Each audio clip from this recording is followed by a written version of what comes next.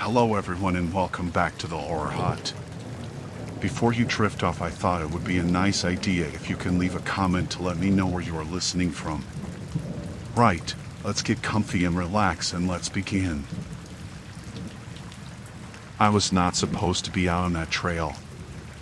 I knew that the whole week before work was a mess. My roommate had asked me to cover a shift, and my phone was half dead, but I told myself I needed fresh air more than I needed anything else. My friend Jess was the one who finally twisted my arm. One night, 2 days, no people, she said, like it was a package. We picked a small loop in the Appalachians, nothing famous, just a stretch that wound through ridges and old growth. It was late October, leaves were already turning, and the air had that cold on the inside feel that makes you pull your jacket closer without realizing it. We got there early so the parking lot would be empty. It was the kind with a wooden kiosk and the usual laminated signs about ticks and erosion and stay on the trail. Jess made coffee on a tiny stove in the back of her car and handed me a paper map as if we'd be the sort of people who needed paper maps. I folded it twice and put it in my pack. The map looked like every other park map, squiggly lines for trails, blue for streams, little tents where the campgrounds were. Someone had scrawled in pen by the lower right corner, "Cell service not reliable beyond this point." I laughed and shoved it in my pocket. The beginning of the trail was the easy part. Families were doing short loops, a couple with a golden retriever waved, and we passed a pair of older hikers who were moving so slow it looked like they were in conversation with every rock. The trail got quieter as we climbed. The trees knit together and made a green ceiling. We were talking about nothing important, a messy breakup of a coworker, how Jess's new boots were rubbing, and the sky turned a flat, pale gray. We saw him before he spoke. He was standing where the marked trail forked, half in shadow, with his hands folded in front of him. He wore what looked like a park ranger uniform, olive green shirt, a patch on the shoulder, a wide-brimmed hat. The shirt was too tidy for this place. It had that pressed look, as if it had been ironed that morning. He had a pack slung low and boots that were scuffed but clean. He wasn't the first park employee we'd seen on hikes before, and we both nodded the automatic nod hikers do. "Morning," he said, smiling the kind of smile that stops just short of teeth. His voice was normal, no twang. He said his stuff in quick, clipped sentences like he'd done this dozens of times. "Trail ahead closed. Bear activity. You'll want to come with me, detours safer. Bear activity." In late October that sounded plausible. Bears get a little bolder when they're fattening up. Jess asked, "Closed? Which section?" He pointed. We could see the official trail arrow, but the path curved away and into a narrower corridor. "Between the old sugar maples and the creek," he said. "There was a sow with 2 cubs the other day. We're rerouting foot traffic. Come this way, I'll take you round." He said it the way someone offered directions to the bathroom. Casual, sure, like the world was working exactly the way he said. I remember thinking how calm he seemed. He didn't speak like someone who was on an emergency job. But then the patch on his shoulder, I looked up at it, out of habit, didn't have the park name. It had a generic emblem, like a store-bought patch. The metal badge on his chest was shiny, almost new. He hadn't asked us where we were headed, he assumed we wanted his help. That was small and odd, but not a red flag by itself. Jess glanced at me and said, "Should we show ID?" "Just to make sure." He laughed then, too fast. "No need. I'm on duty." He tightened the straps of his pack. "I'll just lead you through. It's not far." His eyes flicked to my map in my hand. I felt, stupidly, like a fish that hadn't realized a net was coming until after it was on its head. We followed. The detour started as a well-worn path, like a game trail people sometimes used when the weather had messed with the official way. At first it was still part of the park, the soil compacted, small bits of flagging tape on branches. The trees leaned in closer and the light got thinner. That sinking quiet you feel when the world narrows happened, a silence that wasn't the absence of noise but the presence of something else. A robin somewhere tried twice to sing, then stopped. The man talked as we walked. He told us not to worry about the official markers, that those were sometimes slow to update, that rangers like him kept things moving. He told stories about a real bruiser last season, about the time a bear opened a car. He used names of places I recognized, but he said them like someone saying a list he'd memorized. Every now and then he would glance at us like he was checking the batteries in a flashlight, quick, clinical looks that made my shoulders seat into their place. We asked for identification again. This time I said it with my hand out. "Can we see a badge? Just so we're sure." His face changed. It wasn't anger exactly, more like a smudge of irritation that didn't suit the smile. He told us he'd left his wallet at the station. He said the station was a half hour back the way we'd come, and he mentioned a name, Deputy Harlan, like it existed somewhere real. He offered, in compensation, a little laminated card with a photo stapled to it. The photo was mostly glint and shadow, but the name under it had a first name and then volunteer. I wanted to ask why a volunteer would be routing hikers away from an active bear area, but the thought hitchhiked on the thought of the bear itself and died. The trail forked again and the path the man took got rougher. The official blazes thinned out, then disappeared. Dead leaves muffled our steps. I noticed then that the detour was going away from the marked campground instead of around it.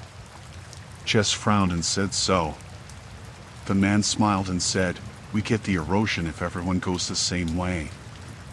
This'll put you on a lesser used track, more private, you know?" He used "we" a lot.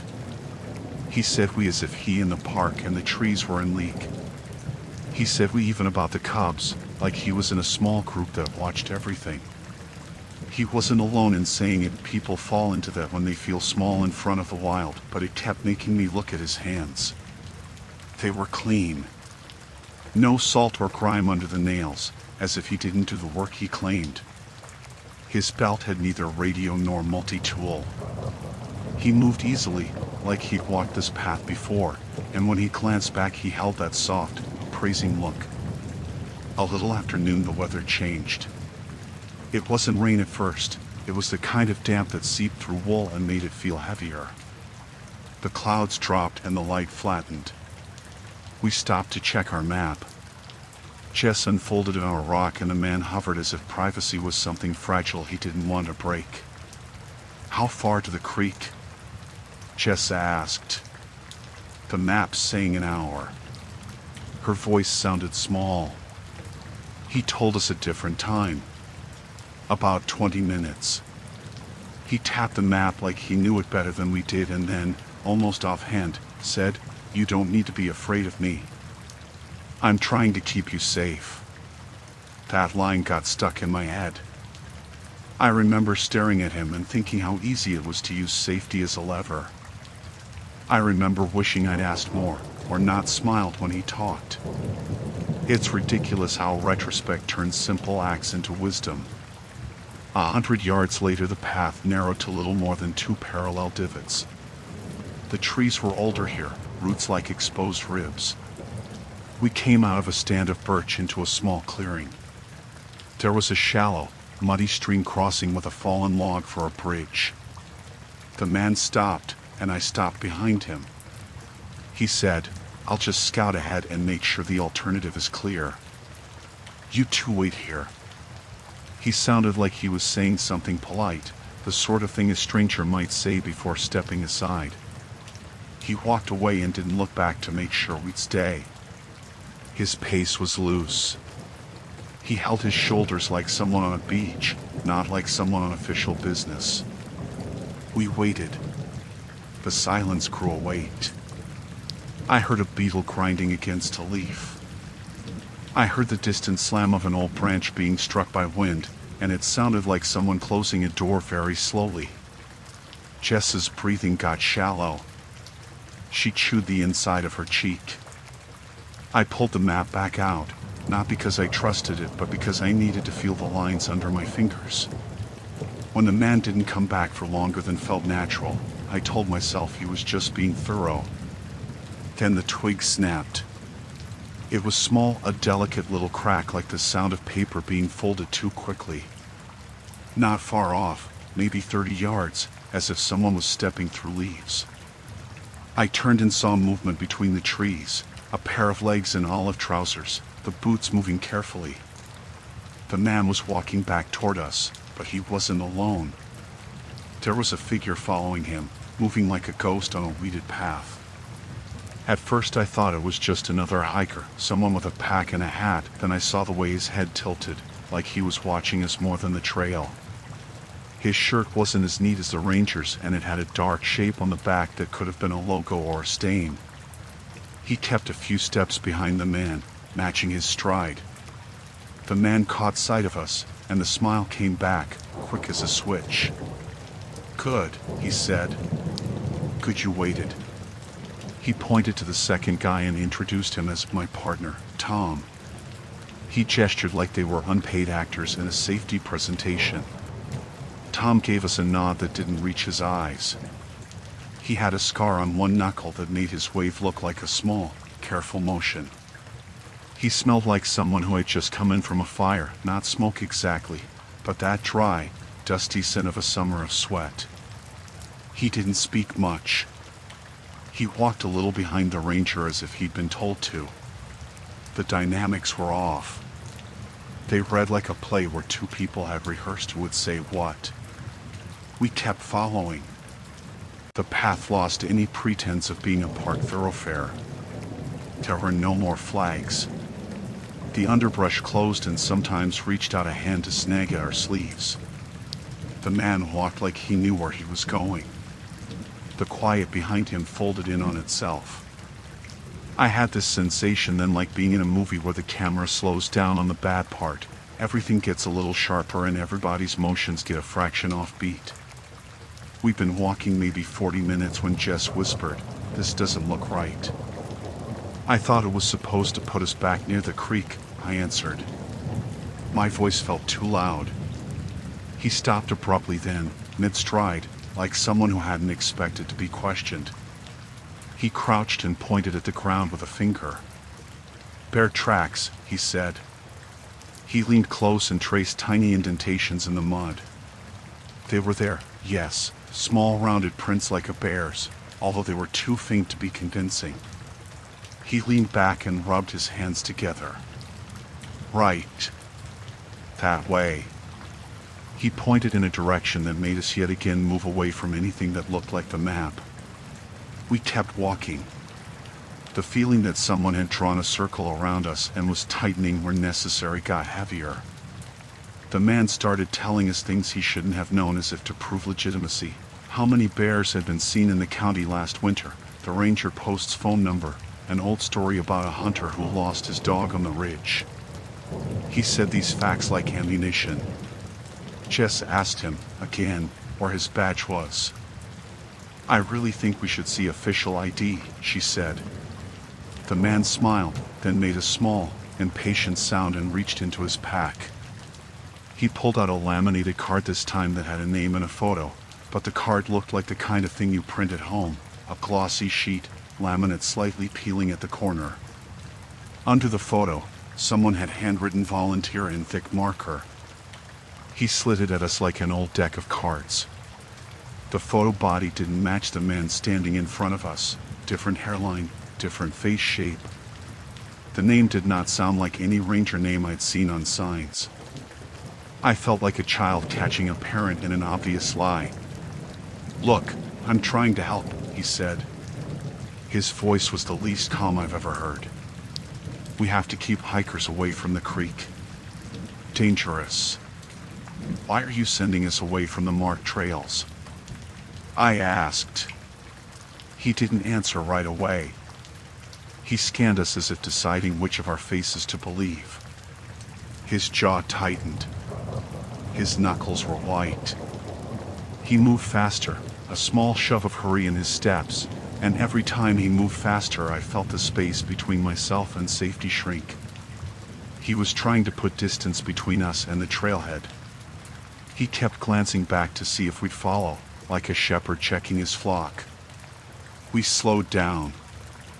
I remember that more clearly than anything else, the decision to not let him dictate our pace. I had the map in my hand and I fumbled for it, spread it out against a rock. My fingers puckered at the creases.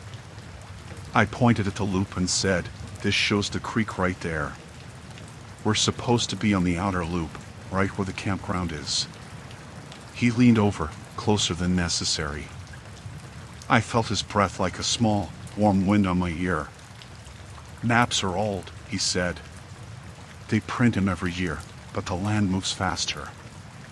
I laughed that laugh you use when you want to be brave but feel absurd. "Do you have a ranger radio or something?" I asked. "Can you call the station?" He actually seemed offended. "No, I handle it myself," he said.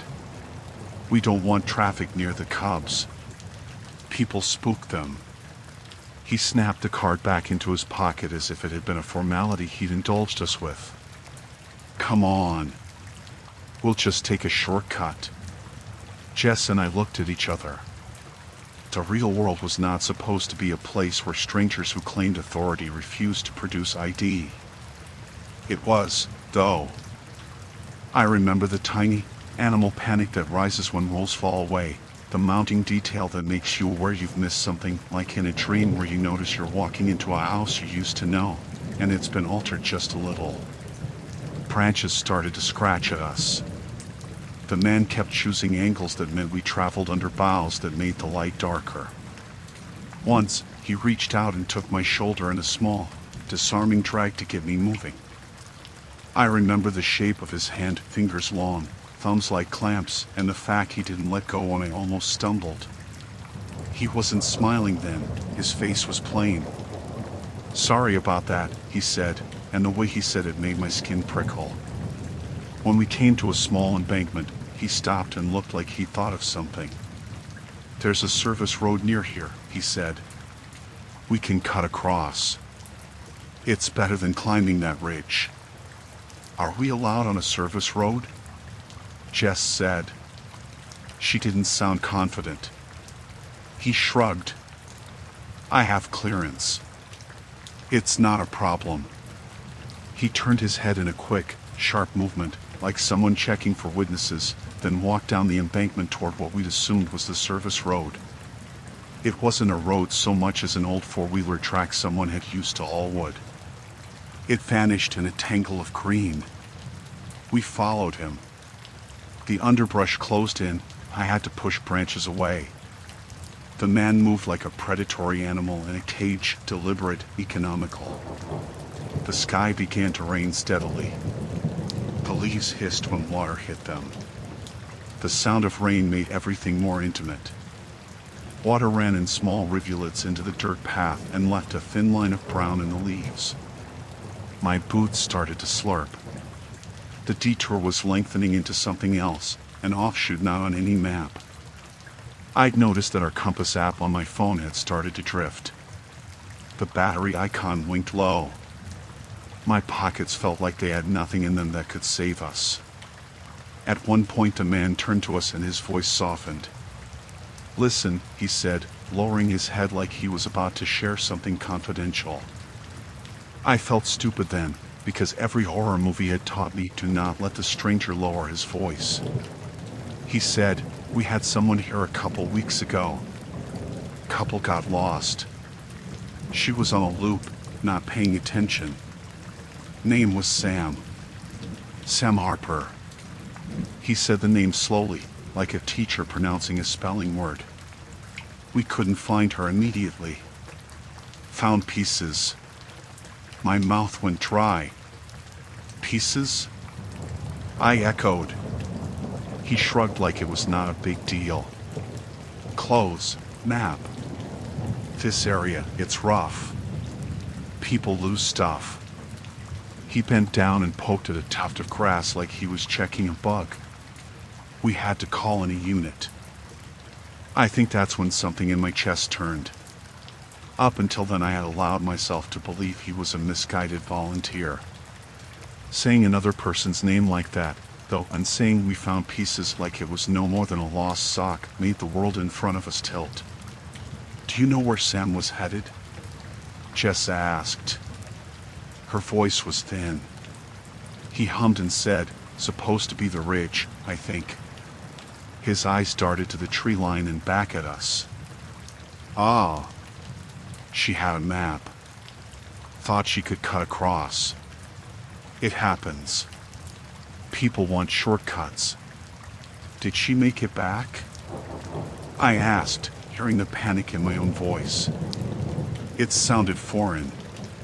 He hesitated and finally said, we never found her body. But maps were shredded.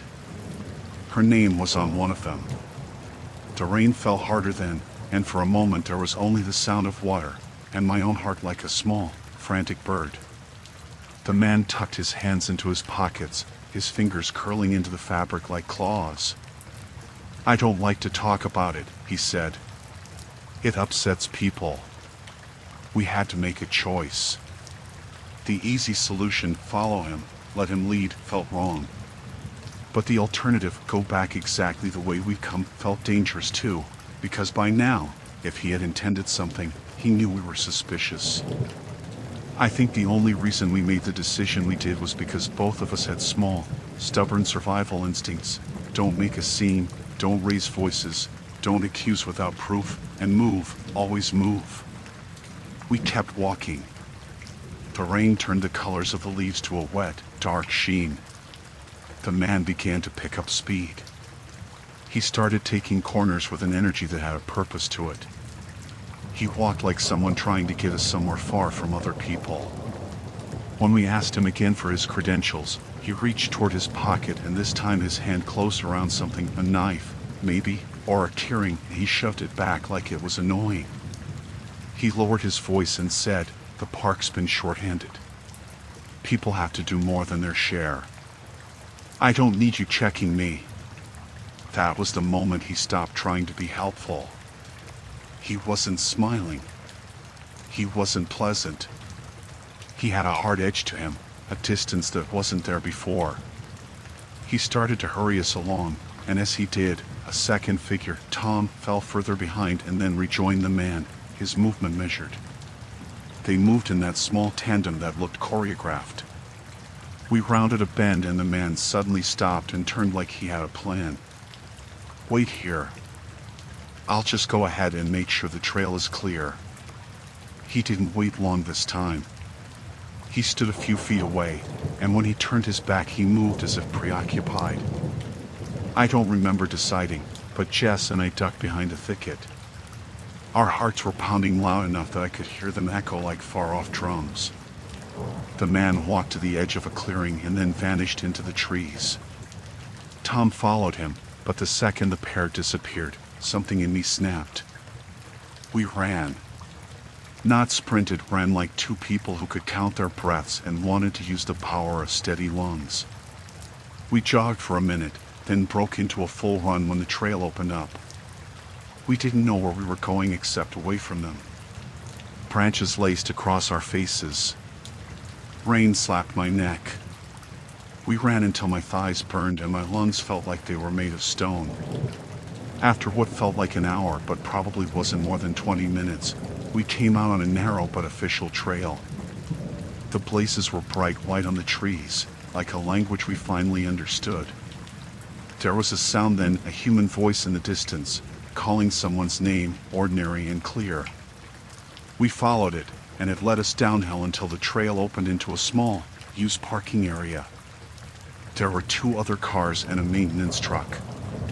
A woman in a yellow jacket looked up as we came into the lot, wide-eyed. "You two okay?" she asked. My voice was raw, and my words came out in a tangle. "That man," I started, and Jess filled in the rest. She said the word ranger like a question, like the sound made by something unlikely. The woman put down her thermos, took out a radio, and said into it calmly, "Dispatch, we have two hikers in Lot B, possible unauthorized person on trail. Can you confirm any closure? We told them everything in a clots and bits manner. The man, the volunteer card, the detour, Tom, the talk about Sam. The woman listened and wrote things down on a thin pad. She walked us to the maintenance office and offered us hot coffee. Her hands were steady. She called the park office and then the sheriff's department. There were other people around, a family pulling on rain jackets, 2 men cleaning their boots, and the presence of others made the world narrower in the right way. Normal people, doing normal things. The deputy who arrived had an actual badge and a real radio. We told the story again in cleaner sentences and he asked the obvious questions. Did the man have ID? Did he have anything else? Did he threaten you? We said yes and no and then yes again. He called for a unit to do a sweep. He said things like, we'll look into it and we'll take a report. He looked at Jess and me like he was trying to test the truth of what we said against a map of his own experience. He handed us a damp paper towel and told us to wait. I thought that would be it. I thought the police would go into the woods in pairs with radios and flashlights and that the world would rearrange into safety, like a blanket thrown over a chair. It didn't happen that quickly. The forest is big and patient. After an hour, the deputy returned and asked if we wanted to go with them to look for any sign of a man. We wanted this, of course. We wanted a closure that could be spoken about in tally lines and checkboxes. We followed. The woods felt different at that pace. The leaves had the tiredness of rain. The deputy led us down a different route toward the area we'd last seen the man. I held the map in my hand, and it felt like an anchor. We were moving slow and careful when the deputy stopped and pointed. A few yards off the trail, buried among damp leaves and moss, was a ragged piece of paper. It had been shredded roughly and jammed under a root, like someone had tried to hide it. We knelt. The deputy put on gloves and picked up the fragments. They were wet and crumpled and the ink had bled in places, but someone had written a name in thick black marker on one corner. It was only 4 letters, Sam. We didn't need to read the rest. The name made a cold slide through the chest. The deputy called for another unit and took photos. He said this could be from the same person who went missing a few weeks back, and his voice had the kind of low cadence that announces things you can't unknow. They found other things too as they searched with flashlights and K9 units over the next 2 days. A torn piece of jacket, a shoelace cut clean, a pile of what looked like someone had tried to burn paper. Nothing like the end of a movie, nothing neat. But they found enough to tell a story that made everyone's hair stand up. Signs that someone had been here, someone who had altered maps and brushed away obvious trail markers, small things meant to confuse and redirect. I slept badly that night in a motel off the highway. I kept thinking of the man's hands and that soft smile and how easily he folded the truth into something that felt necessary. I replayed every small choice, every time I'd step forward instead of walking away. Jess and I both checked our phones, which had found service somewhere near the highway, and we watched the small bubble of news and the deputy's texts fill up our screens. They told us more people had reported an unauthorized individual and that units had found more shredded maps near the old logging road. We gave statements. People took our pictures, our boots, our gloves, even the laminate card the man had shown us. The sheriff's office asked us questions we didn't expect. Did he say anything about an ex? Did he mention a partner? Did he look like he knew the woods? We answered honestly, because there was no point in faking. They said they couldn't rule anything out. Later, the deputy told us they'd found other maps, and on one of them, not the one in the underbrush but another found near a different trailhead, someone had written in marker the name of a person who'd been reported overdue over a month ago. The writing wasn't neat. It looked like someone had scrawled names on maps as a habit. I remember the deputy's fingers pressed together when he said it, like the motion creates a little shelter for the thought. There was an arrest eventually. Not immediate, not in that first fog of fear, but days later. They pulled a man up from a cabin near an old logging road. He wore clothes similar to the ones we'd seen. His uniform pieces were in a neat pile in a closet, as if they'd been cleaned. There was a small collection of printed volunteer badges, all laminated. The sheriff said they found maps shredded in whole with names on them. They found gear that belonged to people who'd gone missing or been delayed. They said he had a history of local trespassing and of finding patterns where others saw chaos. The man, when they arrested him, looked like any man who had read too many books about the outdoors and decided to become a character in a story. We never saw him in court. We didn't want to watch it become a spectacle. The deputy, when he came by to check on us a week later, told us the man had been charged with a string of felonies. He said the charges were heavy and would stay heavy long enough that no one could shrug them off. He said people had called the man a manipulator, which felt like useless language given the scale of what he'd done. They said they found in his pocket scraps of maps with different names, a habit, a method. He had used the uniform as a tool, the way anyone might use a uniform to get what they wanted. If there's a moral to any of it, it's small and private. It's about the way trust forms and how it can be exploited. It's about the way names on a map can mean a person and how easy it is to hide a broken thing in a place so big it swallows evidence and people alike. Jess and I stopped hiking for a while. We needed to remember the sound of a stream without thinking it might have been the last place someone went. We went back later, slowly, with proper gear and a different route and a radio that actually worked. We learned to ask for ID and then ask again. We learned that authority can be replicated by anyone with the right shirt and the right timing. The shredded map with the name and marker, we kept a photo of it. The deputy said it was important evidence, so we didn't hold on to the original, but seeing that little corner of paper with Sam on it made everything very close and immediate. It was a thing, a fact. It was a reminder that people who hurt others aren't mythical. They're the most ordinary people, wearing ordinary things and moving through the world like they belong. I don't like telling it because every time I say the man's name, which I won't, the words seem to make him more real in the wrong way. I still have a moment sometimes when I hear the snap of a twig and my body makes the old choices. It settles in the shoulders first, then in the back of the neck. I think about Sam Harper and the way one name on a map became a set of footprints in the mud. I think about how close we came to being unnameable pieces lost among leaves. We survived.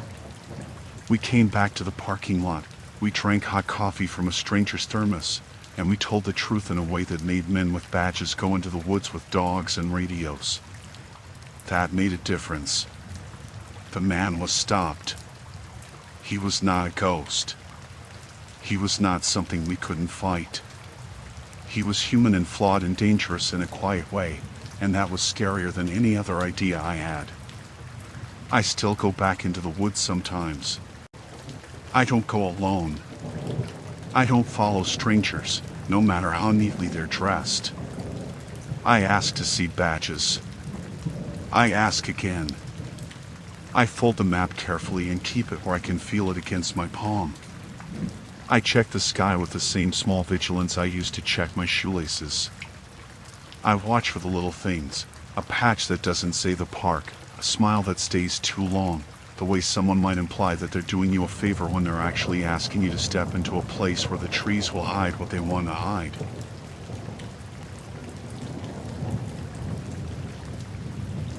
I woke up because the front door rattled like someone was trying the knob. It wasn't a soft little shove, it was that hard, impatient shaking that made the whole house lean. I sat up so fast my head buzzed. For a second I couldn't tell where I was. The room smelled like the wood stove had gone out in Dewey's breath, and there was that night sound out in the hollow, the insect hum in a faraway truck that never stopped. My phone was on the nightstand. I grabbed it and the screen said no service. I knew that meant the valley had swallowed the bars again. I told myself it was the wind. There's always wind in the holler, a sound that can be a tree branch or someone walking. It had been a windy week, weather was turning toward winter. But the rattle came again, sharper, like a fist against the door. The knob clicked, not turning but jostling.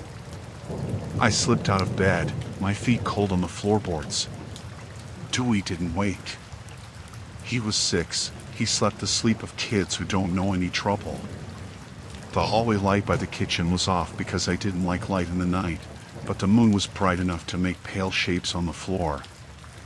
I crept to the door and peered through the peephole. The small round glass was smudged on the inside where my eyelashes had touched it. I couldn't see anything. The porch light didn't make it to the bottom of the steps, the angle hid most of the yard. The rattling stopped. Not a fade, a very deliberate stop, like a hand taking itself away. I stood there with my forehead against the door and listened to the house settle. My pulse thudded in my ears. For a full minute the only thing I heard was the tick of the stove cooling and the sound of the creek over the bank doing its quiet job. I walked back to Dewey's room and found him sitting up, clutching his blanket. "Mom," he whispered. His voice was tiny. I think someone was at the window. The bedroom window was down the hall from his bed. It looked out across the yard and into the dark woods on the other side. I told him to stay put and pull the blanket over his head. He did it without arguing, the way kids do when they mean it. I went to the window and peered. There was a handprint in the middle of the glass. It was not the polite little ghost of someone's palm, and it was not a child's either.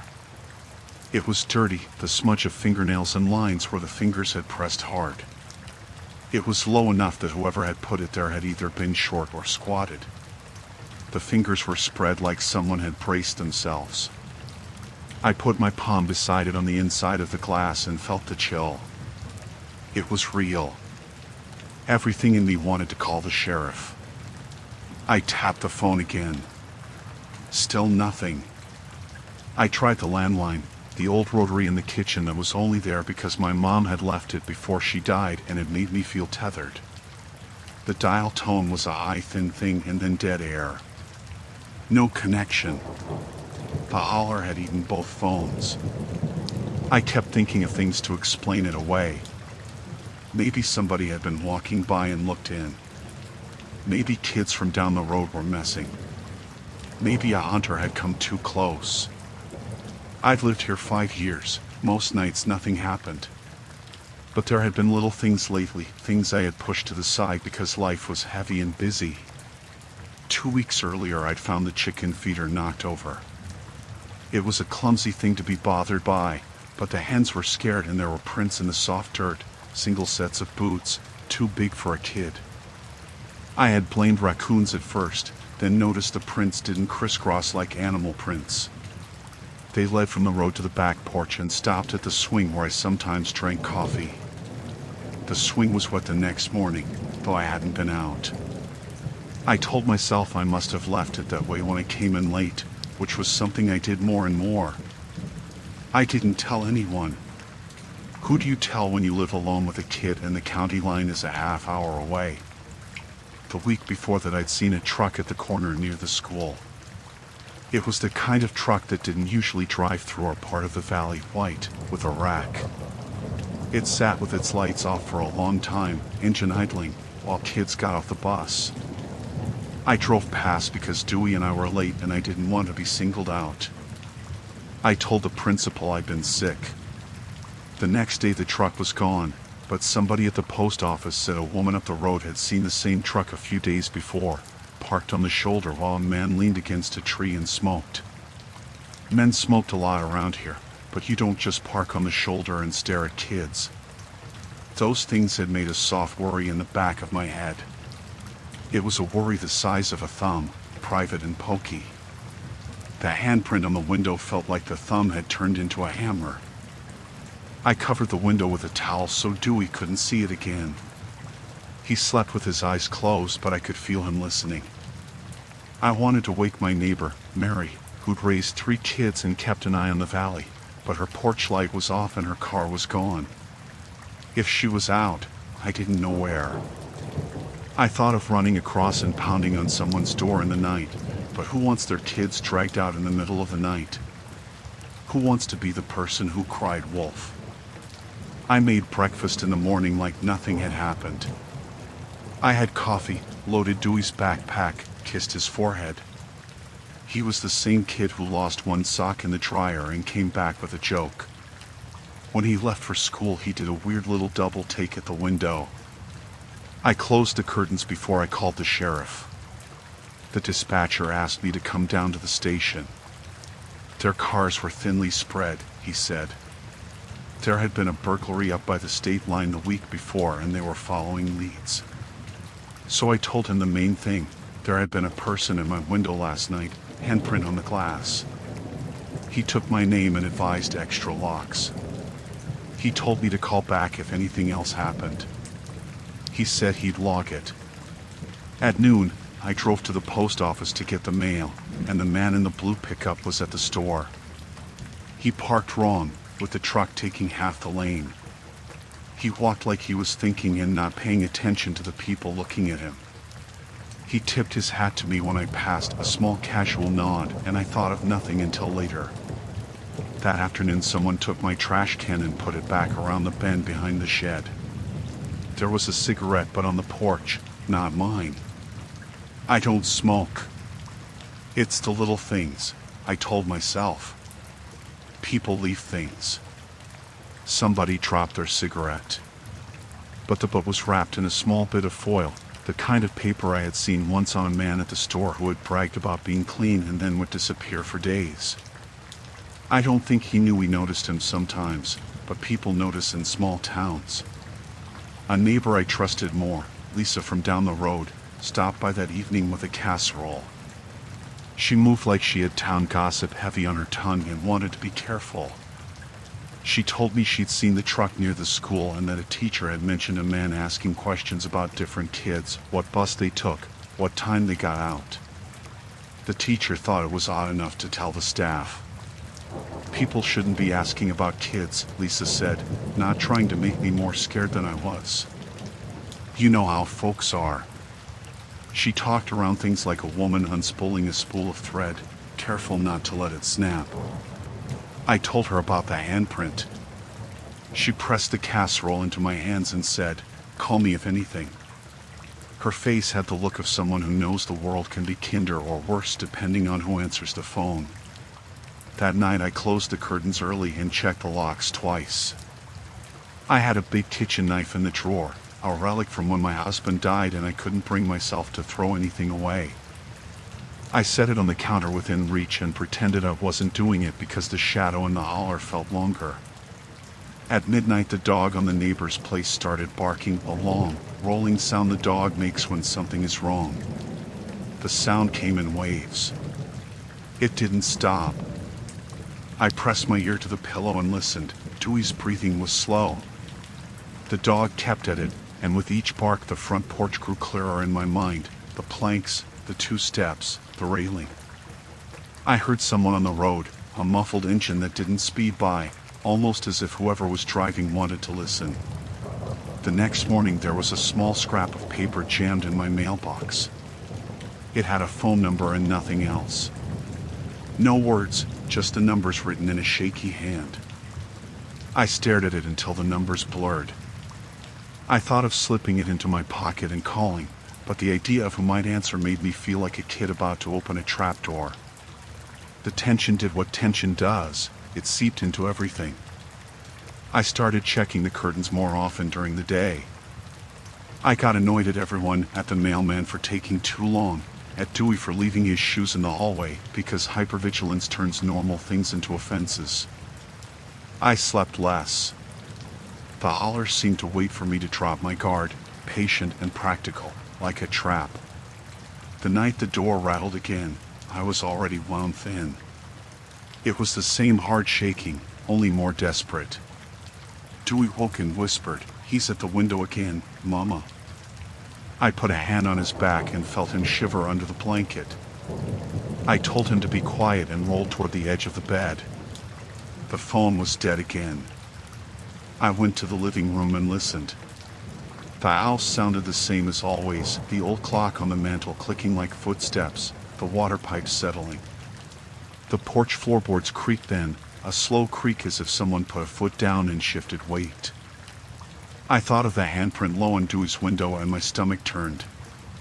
I opened the door a crack and peered through the peephole. The porch was empty. The moon lit the yard in a pale wash.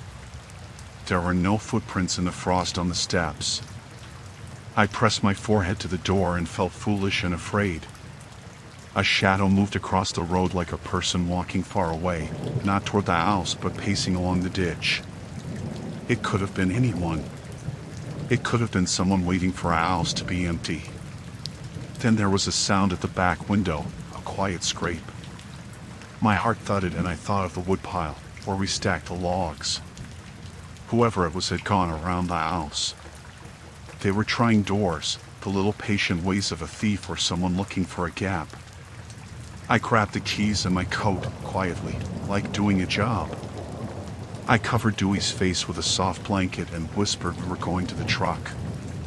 He didn't question.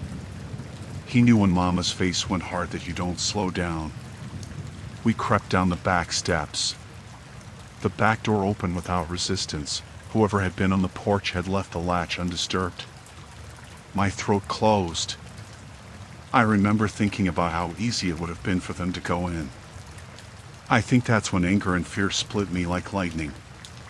The truck was cold and smelled like old fries. It started on the second turn. I kept the engine idling and watched the house in my rear view. The backlight was a white square.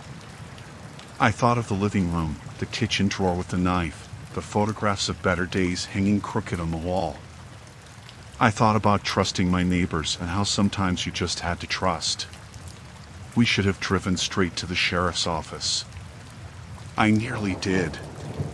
Instead, I drove to the top of the road where the gravel met the county road and stopped. The road curved and dipped, and in the hollow at the bottom there was a lone set of headlights facing the wrong way. The truck was idling with the lights off. I waited and watched. Whoever was in it had their silhouette hunched over something, maybe a phone or maybe their hands. I thought panic would make me stomp on the gas and head for town, but instead I sat there while Dew cooled the truck and Dewey's small breath fogged in the cab. A figure stepped out of the dark and crossed to the ditch. He didn't come toward the house. He stood there and smoked a cigarette like he was enjoying the view. The white of the smoke looked wrong in the night. I saw him lift a hand and point, as if at the house.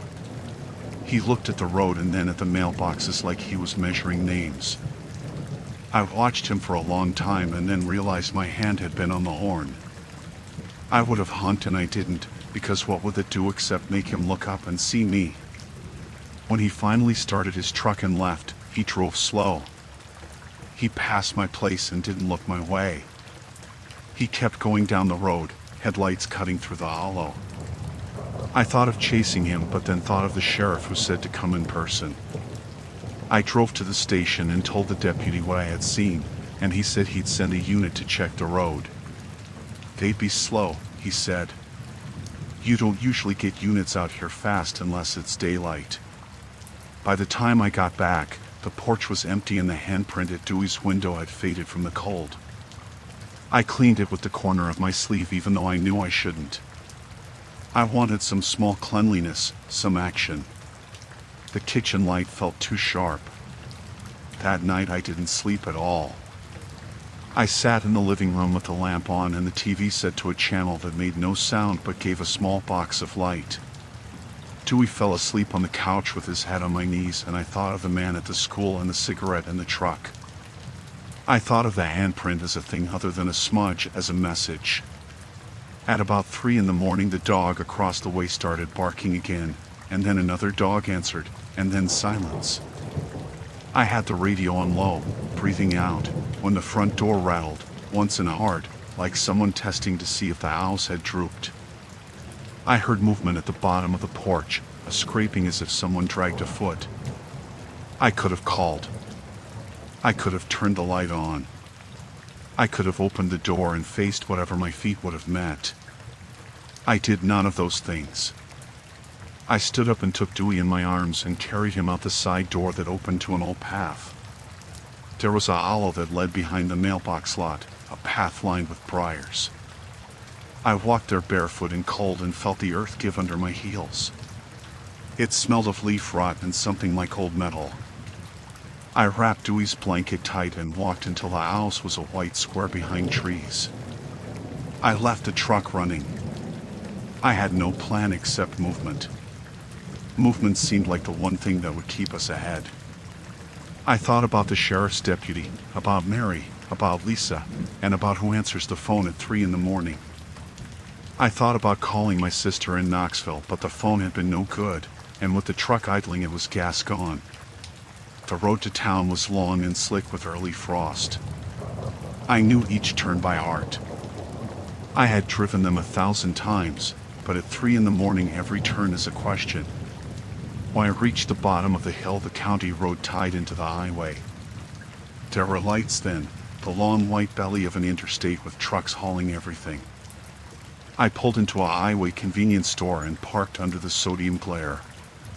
The coffee inside steamed and tasted like the kind of thing that steadies. A young man behind the register looked at us like we smelled of smoke and worry. He didn't ask paperwork.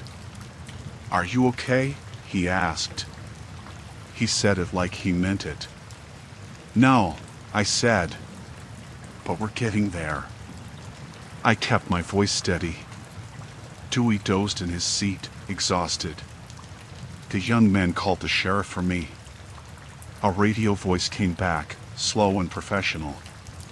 The clerk wrote down the deputy's name and told me to sit. I called my sister then because the convenience store had a bar of service like a little island in a sea. I called the sheriff too and told them the truck I'd seen had left, that I had a handprint on the window and that someone had been rattling the door. They told me to wait and not to go back. I sat for what felt like a long time. The neon clock over the soda case blinked 3:57, 4:12, 4:43. My knees ached. The lights of the highway moved. I took Dewey into the restroom and checked for anything on his back or his wrists that might have been a mark. He grunted and rolled over like a kid who hadn't yet made sense of the world. I kept thinking about what would have happened if I had called the sheriff and they had said we'll be there, and then not been, and then we had been back at the house and the man had been. The deputy arrived with a state trooper. They asked me to drive them to the house. Their cars were bright and had radios and things that went tick, tick when they walked. The sky above the mountains was turning indigo and the ridge line was a black saw. We wound up the county road toward my place with lights on and sirens off. The deputy did not look surprised to see the truck gone. He radioed for units to pull plates from around the road and for units to look on the other end of the valley. He told me later they'd run the plates of the trucks that had been seen idling in the area and that he'd seen the same pattern before, men who watched and tested a house by rattling a door, collecting what they could when nobody was looking. We drove up past the mailbox and into the driveway. The deputy walked the porch, his boots making a sure sound that settled something in me. He checked the back door and the lock. He found a matchbook under the swing, a different brand from the cigarette but I'd found. He took pictures. He put on gloves, moved with the kind of deliberation people have when there are rules to follow. He told me I had done the right thing to get out. He said he'd seen enough to say it was a good call. They said they'd run the truck's plate number to find where it had been registered. They said they'd canvassed the holler and that volunteers would spread out. The deputy asked if I wanted to go with them to the station for a statement. I did. I wanted to be near the answering phone and the men who had radios and the hold of official time. At the station, the deputy asked me to list everything that had happened, from the trash can to the handprint on the window. I told him about the truck at the corner, the man at the school, the cigarette butts, the prints on the back porch. He wrote it down and asked me if any of it made me think of anyone I knew. "There's a man who came through here sometimes," I said. "White truck." He loitered. Asked about kids. I told him of the teacher's comment of Lisa's casserole. He nodded as if he'd expected that by the time the shell of a pattern reveals itself, other people have put all their little pieces in a pile.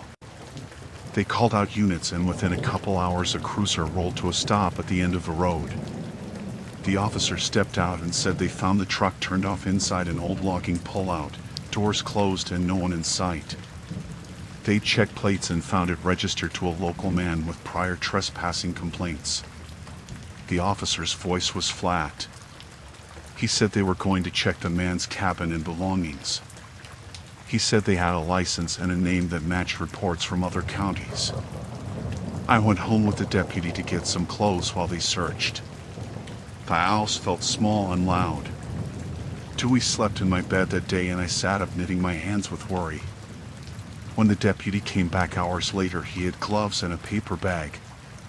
He said the suspect's truck had a small stash of things, maps with names written on them, a badge the guy had printed and laminated, scrapings of tape that matched those on my porch. They had pictures of the man's hands calloused, with a nick across one knuckle, and the deputy said it matched the print at my window. He said they'd arrested the man at his cabin 2 miles down the hollow after a neighbor saw him coming early morning and thought it odd enough to call. The deputy said he'd been asleep when they knocked. They said that in the cabin they found more things that made me bristle the way a bad smell does: notebooks with observations, a camera with photos of houses, a collection of watchful notations. It was not clean. It was persistent. The man was charged. They told me he had prior complaints but no big felony record, the kind of thing the system sometimes sits on until it stacks wrong and then it doesn't matter. The sheriff told me they were putting in for more checks in the valley, better patrols. They told me to get new locks and to consider motion lights. They told me to file for restraining orders if needed. There were forms to fill, numbers to memorize. The weeks after are the ones I remember in small bursts. I remember the girl's face at the school who said she had seen the man and had assumed he was a father. I remember Mary bringing over a casserole again and sitting very close to me like she wanted to make sure we were still real. I remember watching for headlights that didn't belong. I remember Dewey asking once, "Did the man have a dog?" and me rambling about people who did strange things but were caught. There was a hearing. I didn't go. I couldn't handle seeing his face in a room with too much air. The deputy told me later the judge had taken things seriously. They had found things in his truck that tied him to a string of trespassing calls. The man had been held pending trial. I slept better after that, asleep with a lock instead of an open eye. I kept the little things that were proof for me. A photograph the deputy gave me that showed a scrap of plastic with the same brand as the cigarette but I had found on the porch, a photocopy of the man's mugshot with the same calluses on his hand. I taped a note to the inside of my kitchen cupboard that said "New locks installed," and I put a spare key with Mary.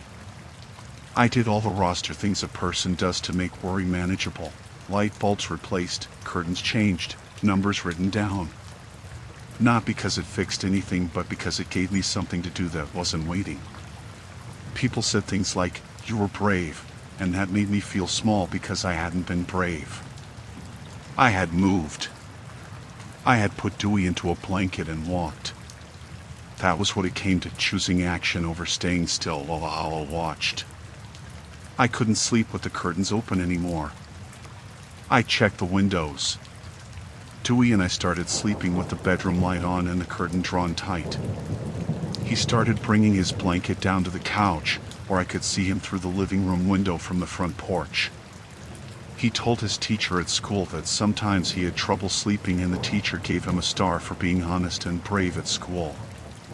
Months later, on a day when the hard frost had melted and the mountain was the rusty color of thaw, the deputy stopped by and handed me a note.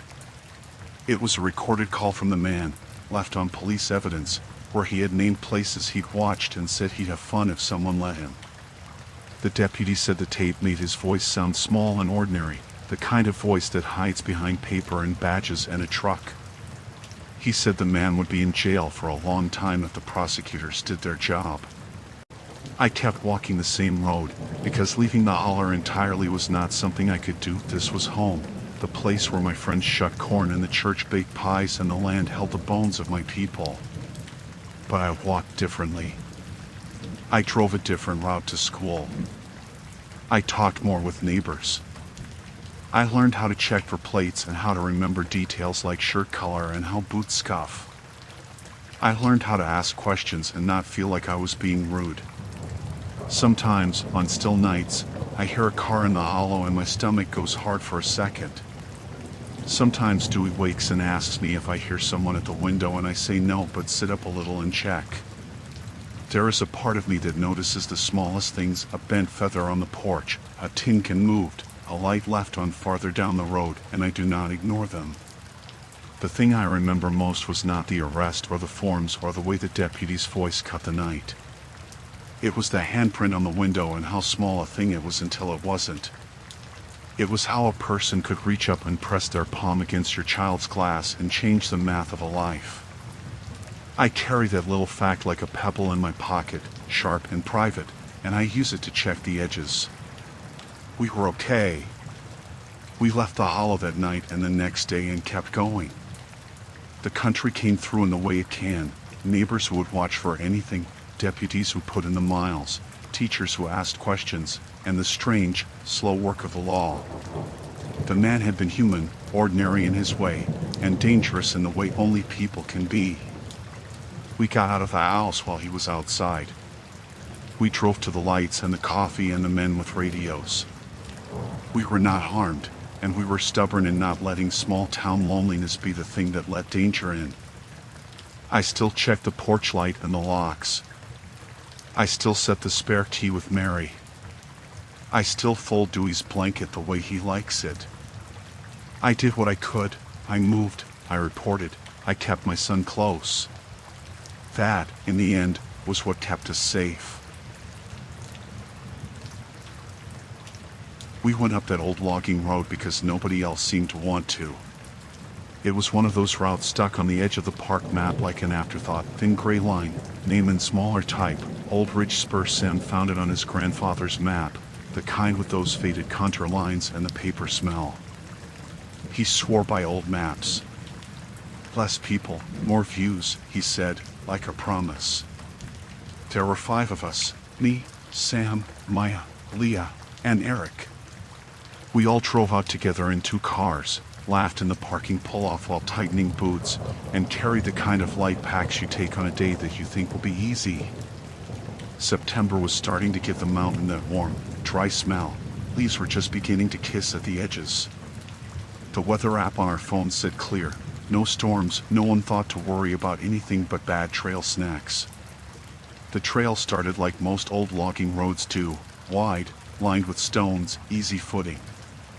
For the first hour we were loud in the way friends are, joking about who'd bring the worst beard if we ever lived out there, arguing about the best gas station sandwich. The map said 2 forks, then a squeeze through Laurel into a ridge. We tied little ribbons to branches, bright orange flagging Maya brought, mostly to make the way back feel safe. Nobody said it out loud, but we liked the small control of it.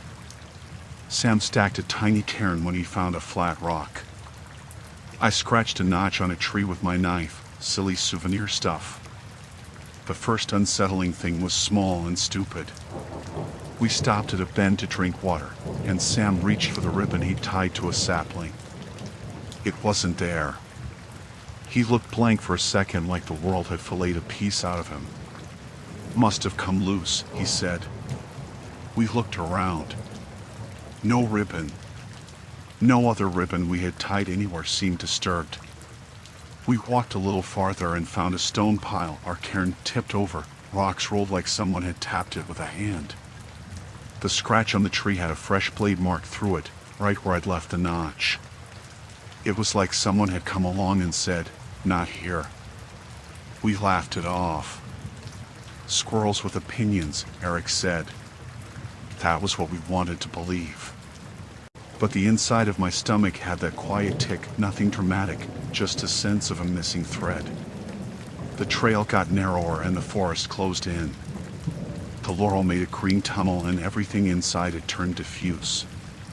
Sounds changed. Bird calls were spaced out like someone had put them on a timer. The wind through the eye leaves sounded like cloth. There was a far-off thump that might have been a branch, then nothing. Around noon, we climbed into a saddle and stopped to eat. The view was the kind that makes people quiet, ridges rolling on and on, blue like someone painted sky into land. From up there, you could see the trail we'd taken as a pale scar through trees, thin as a vein. We sat on rocks and ate and talked slower. The map said the trail would drop us onto an old spur in another 2 hours. We drank and tied another ribbon, Maya insisted, this time on a low branch where it wouldn't blow off. We joked about making it an art project, the Ribbon Trail, 2025. That's when the second strange thing happened. Leah picked up something half buried in the dirt beside the saddle. It was a scrap of advertising paper, one side caked in mud. She wiped it with her thumb and read aloud.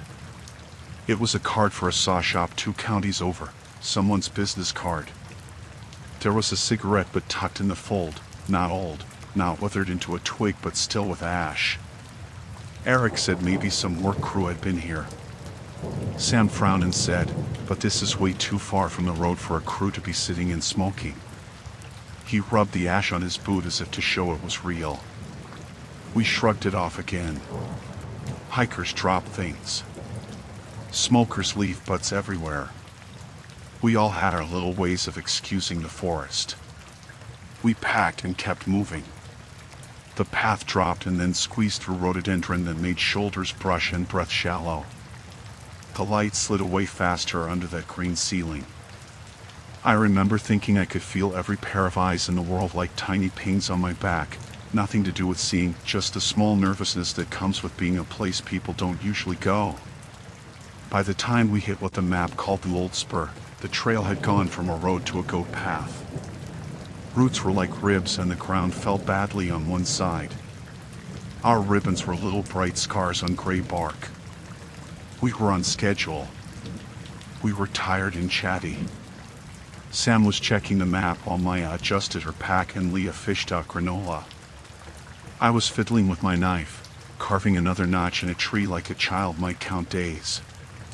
We walked for another hour and then we came up on it, a chain rusted old, stretched across the path, looped through an iron ring bolted to a post on one side and a big oak on the other. There was a sign stapled to the chain, letters faded but legible, "No trespassing, private property." The staples had fresh rust on them, like they'd been put there a while back but not too long. The chain sagged in a way that suggested it had been moved a lot. None of us had seen it on the map. None of us had noticed any indication on earlier parts of the trail that you needed to diverge. The chain had been out of nowhere, like a hand put in front of us. Sam muttered, "That's new." His voice was flat in a way that didn't fit the day. We all stared at the chain, and for 1 minute no one moved. Leah laughed like a cough. "Okay, rustic. Fine. Private property. We'll go around." She went to step over the chain and found the ground beyond it was trampled smooth and the leaves pressed into the dirt like someone had walked the same path for years. There was no clear alternate route shown on the map, but we figured we could skirt around, go through some thicker trees, keep the ridge on our left and come back to the route the map called for. We didn't want trouble. None of us wanted an argument with whoever had put a chain in the woods. We didn't want to be accused of trespassing. But we also didn't want to turn back and drive 2 hours for nothing. That's when Sam realized something else. The ribbons we tied, the ones on the low branch and the notch and the cairn, were all gone. Not blown off, not frayed. Gone. As if someone had gone behind us and taken them down. The little stone pile we'd made that morning was rearranged into a tiny tower, rocks neat and flat like someone had thought about balance. The scratch on the tree had been scraped deeper, and another scratch mark, like a different knife, had been made below it. Nothing violent, just modifications, as if someone wanted to rewrite what we'd written. "Okay," Maya said slowly. That's not a coincidence. The tree line felt closer. The sound in the woods tightened. Eric stepped closer to the chain and crouched. He frowned at the ground and pointed. A cigarette had been pushed into the dirt and was still smoldering. Smoke rose thin and sweet like someone had just put the end out with their shoe. There were tiny white bits of ash in the but looked new, that white paper still soft and not yet weathered. Someone had been there, recently, after we went past. Whoever it was had been close enough to pull down our markers and to staple a sign across the trail. We all moved like we'd been waiting for permission. Leah reached under the chain and picked up the cigarette, but in her gloved fingers. She didn't flick it into the leaves, she tucked it into a Ziploc. "We should call someone," she said. I pulled my phone out and it said nothing but the word "no service" in miserable black. Sam's phone had one little dot, like a hair of reception, and he tried to call. It rang once and then died. We tried every phone like it was a charm that might make the world change. No one could get a signal in that hollow. The map on Sam's grandfather's paper had been useless for chains and sudden property lines. The forest felt a little too quiet for the five of us. We stood there for a long time like that, not sure whether to go forward and find the person who had been following us or to go back the way we came. The group was split in that funny way friends get when one or two people feel something sharper. Eric wanted to go back, Leah wanted to go forward, Maya wanted to call someone but couldn't. Sam kept looking at the map as if it might explain that a chain could appear in between pencil lines. We decided to go around the chain, hugging the slope and stepping carefully where the root systems gave purchase. The underbrush was thick, it clawed at our pants and made our breathing shallow. The path we made was not the trail, it was a compromise between not trespassing and not being beaten out of curiosity. We walked in a file, one by one, quiet. The people who do act brave in movies always look braver. In real life, your limbs feel heavy, and you make a lot of little decisions like take the right step now that don't feel like heroics at all. A half mile on, the path we had come through earlier was gone. The gray line we'd attempted to follow on the map was a tangle that disappeared into scrub. The sun that had been at our backs moved like a slow clock. All of our little markers, ribbons, the scratch, the cairn were still missing. We stopped and tried to find them, peering into the laurel, calling their names like they were people who'd wandered off. Nothing. The forest looked as if it had swallowed the memory of our passing and then wiped the plate clean. At that point we all slowed to the pace that says, "We're being watched." I know that phrase is the lazy one people say when they can't explain a feeling. What I mean is, our conversation dried up and we started listening. The forest was not loud. In fact, it was the opposite, the spaces between sounds seemed larger. We could hear each other's breathing. There were the tiny animal noises you ignore until you don't, and a distant, steady sound we couldn't place, maybe a generator, maybe a truck, low and far. Once in a while we'd hear a twig break in a place where we hadn't put our feet. Sam said, "We need to turn back. We need to go home." His voice was even, but his hands were white around the map. Leah said, "We left our car keys at the trailhead, don't freak." We argued, half joking, half panicked, like people do when a solid choice would be less fun. We went back. We tried to retrace our steps. We walked the line we thought we had made and nothing matched. The ridge looked wrong. When we found a rock formation that should have been a landmark, it had been somehow pushed aside, as if our minds had been tampered with.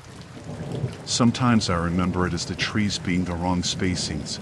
Other times I remember the smell. Someone had burned coffee in the last hours, like ground beans dumped into a fire, wafting through the green. We stopped when Eric found it, a footprint in the mud, half melted, shoe tread like the kind of work boots local crews wear. At the same spot, the dirt had an imprint of a bike tire but deeper, like someone had dragged something. We followed the prints with the same dreaded curiosity that keeps rats circling. The prints led not to the road but deeper into the trees, cutting across what our map called the main path. The cigarette butt we had found near the chain matched the ash by the boot print, a cheap brand, low tar, the sort of thing you see left on a porch step. I remember how the air felt when we realized someone had taken our ribbons on purpose. You could taste the plan. It wasn't random. Whoever had taken them wanted us to think we were lost.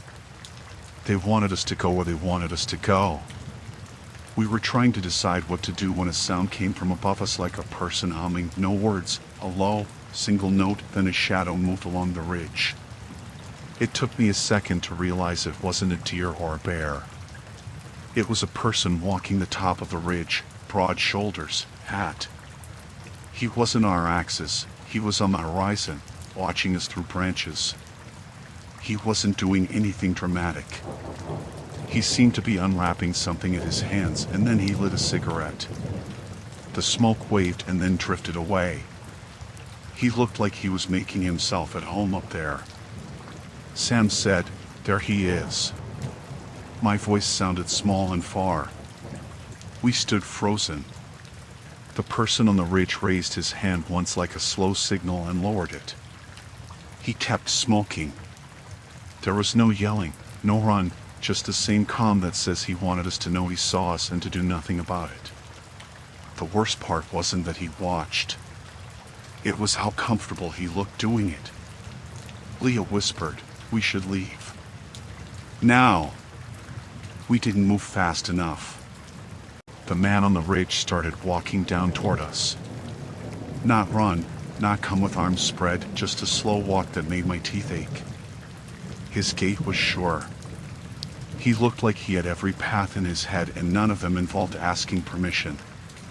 When he reached the chain, he didn't bother with the sign. He unhooked it at one corner and swung it aside, the metal ringing like a bell. He was maybe in his 40s, with a thick jacket, a beard that had been clipped but not shaved recently, and a pair of hands that looked used to work. He had a cigarette between his fingers. The smoke curled around his mouth like a shield.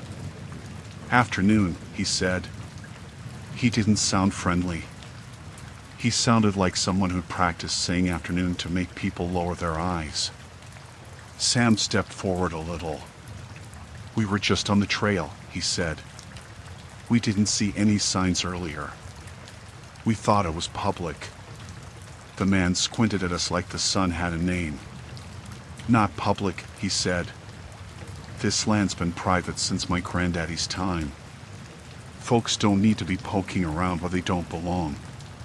We tried to explain about maps and old logging roads and public access. He cut us off in a small, sharp way. "Maps don't mean a damn thing to me out here. You take what you want, you pay for it, or you get out."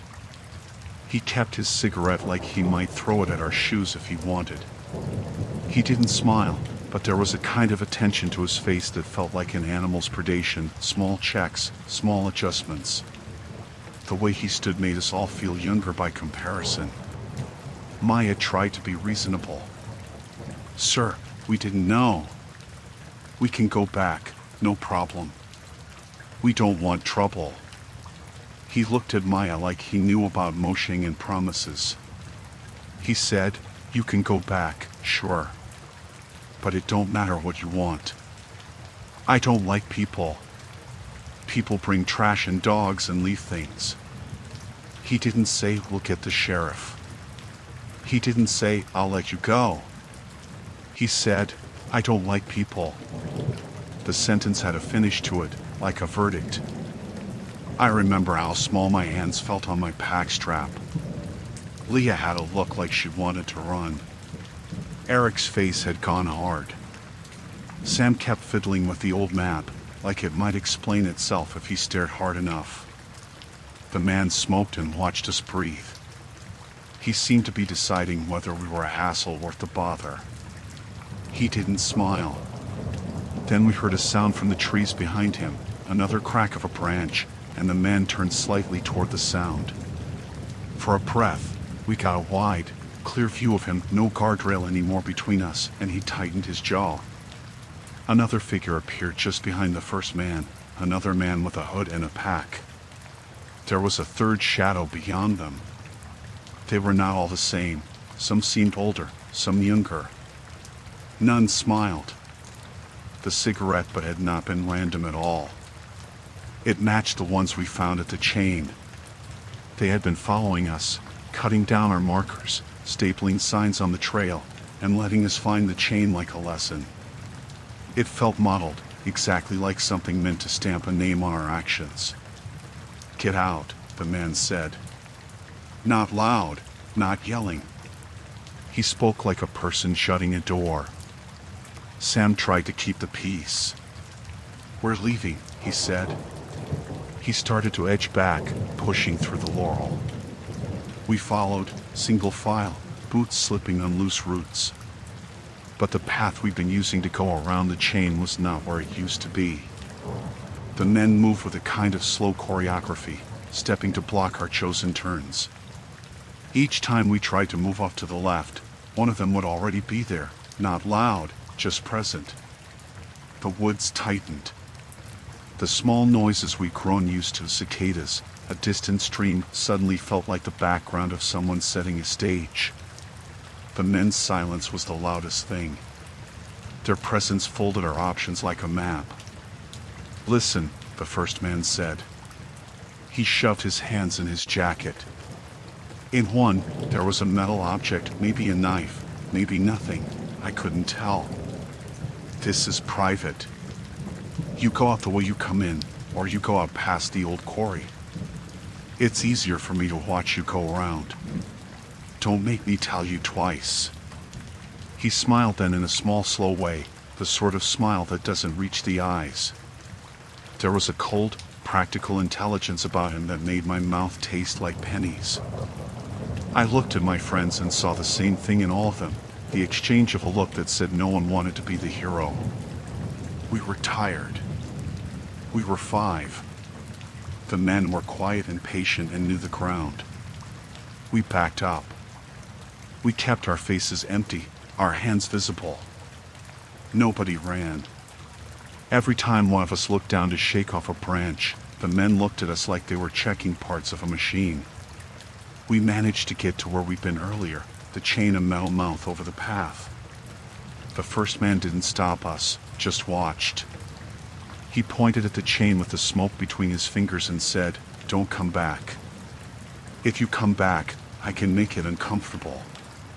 We left. The forest watched us leave.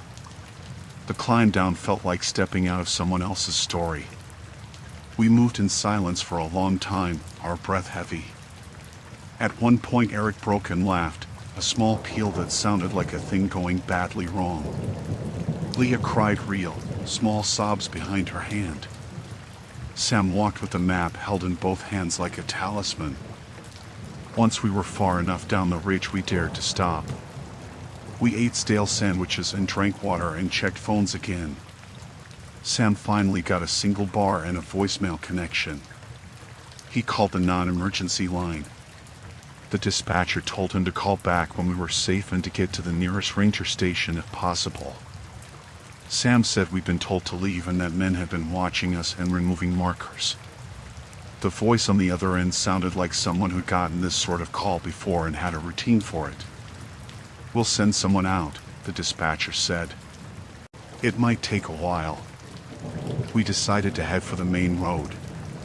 We kept a slow walk, lit with the kind of focused fear that made you notice everything: odd scrape marks on trees, fresh cigarette butts where there had been none, a string tied to a sapling that had been cut away and then placed like a trap. The prints on the path were more than one set now. They crisscrossed everything like the outline of a hand. We made it back to the cars after a long sweat. The parking pull-off felt too small for everything that had happened. Sam's grandfather's map was folded in his pocket, creased like an old secret. We filed into cars and for a while none of us spoke much. The drive down the mountain was a blur of radio static and the smell of wet sweat. We stopped at a gas station at the bottom of the hollow and called the number again from the payphone there. The sheriff said they'd send a unit out to check the ridge. At the station, an officer took our statements in a small office that had the echoes of everyone who'd come through before. He didn't look surprised. "These folks do this," he said. "They mark boundaries and get folks to back off. Sometimes it's just posturing. Sometimes it's more." He asked us to identify the men if we could, to tell him every little thing we remembered. He wrote it all down. There were pictures to take. There was a formal report. He told us they would check the ridge and the chain and see if the landowner had a right to put up a barrier like that. After we calmed enough to feel hollow and shaky rather than panicked, someone from the sheriff's department called us with a follow-up.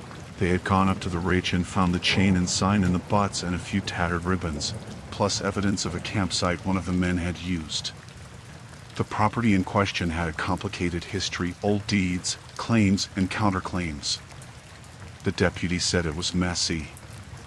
He said the men had been identified as landowners in a nearby hollow and that they had prior complaints of intimidating hikers. But he also said the men had not been arrested, no crime had been committed that day that was straightforward enough to charge. "We'll keep an eye," he told us. We didn't walk the ridge again. None of us wanted to be polite in a place where politeness felt like permission. We got our cars and drove different ways back to our lives. I don't think we said much on the way home. There were texts later and jokes that were too small to mean anything. But even in the bright light of the city, the memory of the man on the ridge would pop into my head and make my hands clench. Months later, the county put up a notice about trespassing in property lines, and the Ranger Service posted maps online clarifying access points. There were meetings in the town hall where people argued and people cried. A man filed a complaint and another filed one back.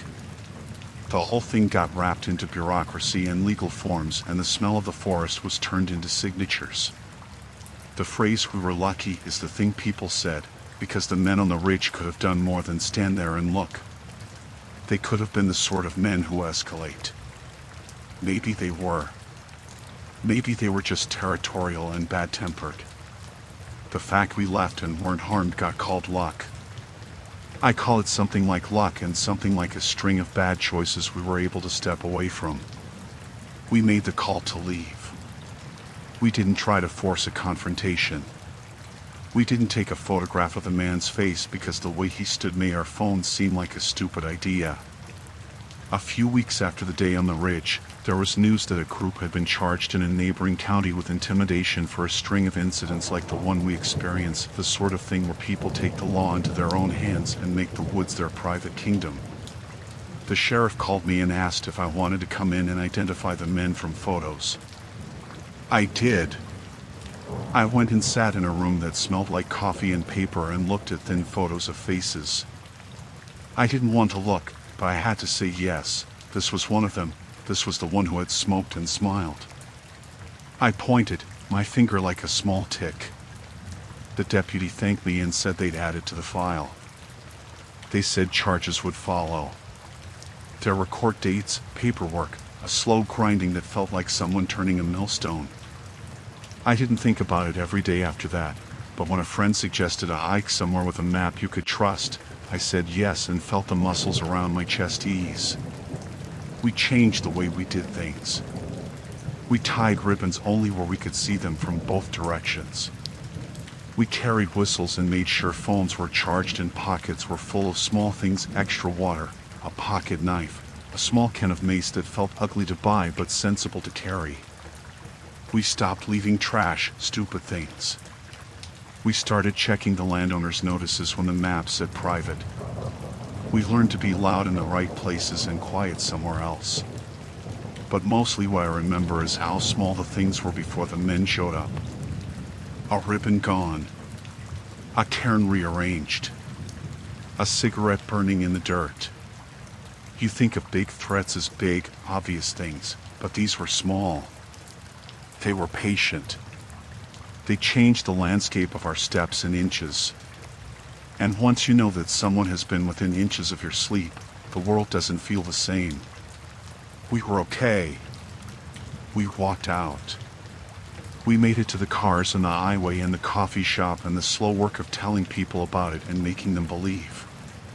Every now and then, when I'm looking at a map or tying a ribbon to a trail, I remember the chain across the path and the man who smoked and watched. I remember the smell of the ash in the dirt and how a minute decision, go forward, go back, made all the difference. I keep thinking of the cigarette, but in the Ziploc in my pack, folded into a pocket of paper like evidence someone else might understand. I don't take it out. I don't need to. We walked away that day. We watched our steps from then on. We were lucky in a way that felt thin and loud. I keep our story in my head as a plain list of things: chain, sign, ribbons missing, cigarettes smoldering, men on the ridge. Small facts you can say without drama. They are the things that became the map I trust now, one that isn't printed on paper, but made of experience. We bought the cabin because we were tired of the city noise and the bills and the landlord who never fixed the heater. It was cheap, too cheap, maybe, but it sat in a hollow off a gravel road, down a switchback, with a creek that hummed all year. Jen and I figured we could fix it up. We liked the idea of a place that needed work. It felt honest. The realtor handed us a stack of papers, shrugged at the old septic, and said people liked the quiet out that way. Quiet was the selling point. The hollow was narrow. The trees came close and the sun sat later than it used to. Our closest neighbor was a trailer a little ways down, parked just where the hill flattened into a yard. We met them the first week because we wanted to say hello and bring a pie or whatever you do in places you want to be part of.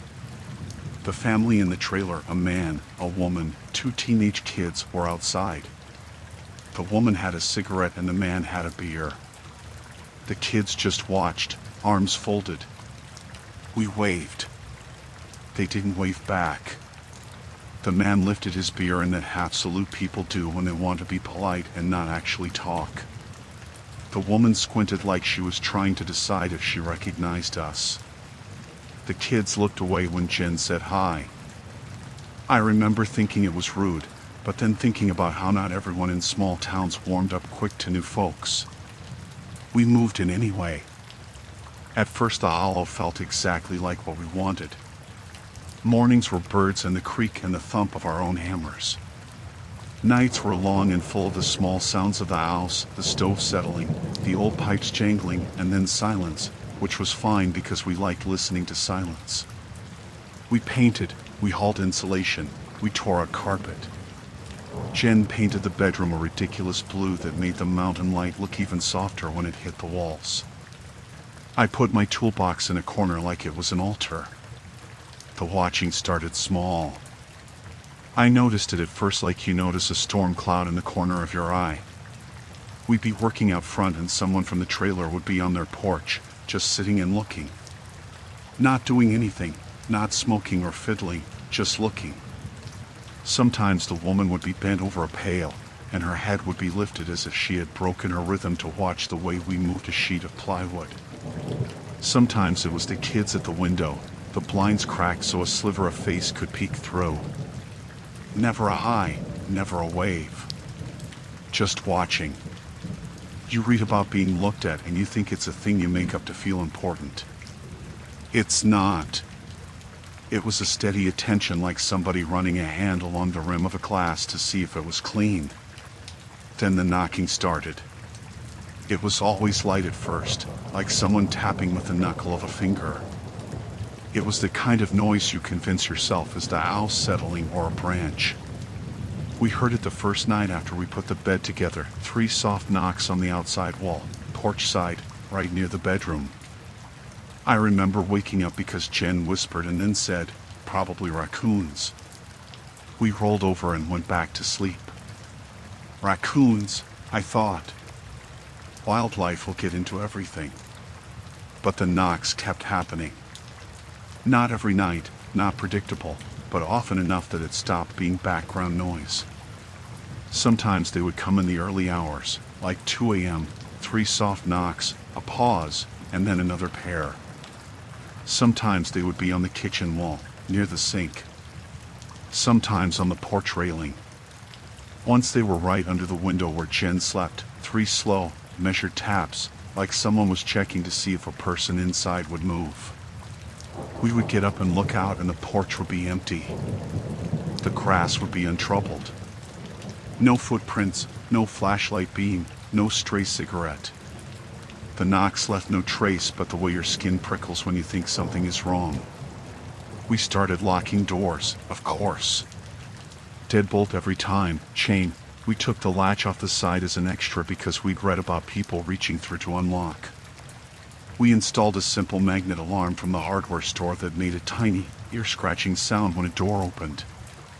The first night we had that alarm, it never went off except once when the cat knocked a glass off a table. We felt safer. You don't know how much a metal bite in a door will calm you until you have it. Then, the day I woke and the front door was wide open. I remembered locking it. I remember checking the deadbolt before we went to bed because the creak was louder with rain and I had that small survival paranoia you get when you live somewhere new. I remember the chain clipped on, the knob turned, the whirl of the deadbolt. I remember shutting the porch light.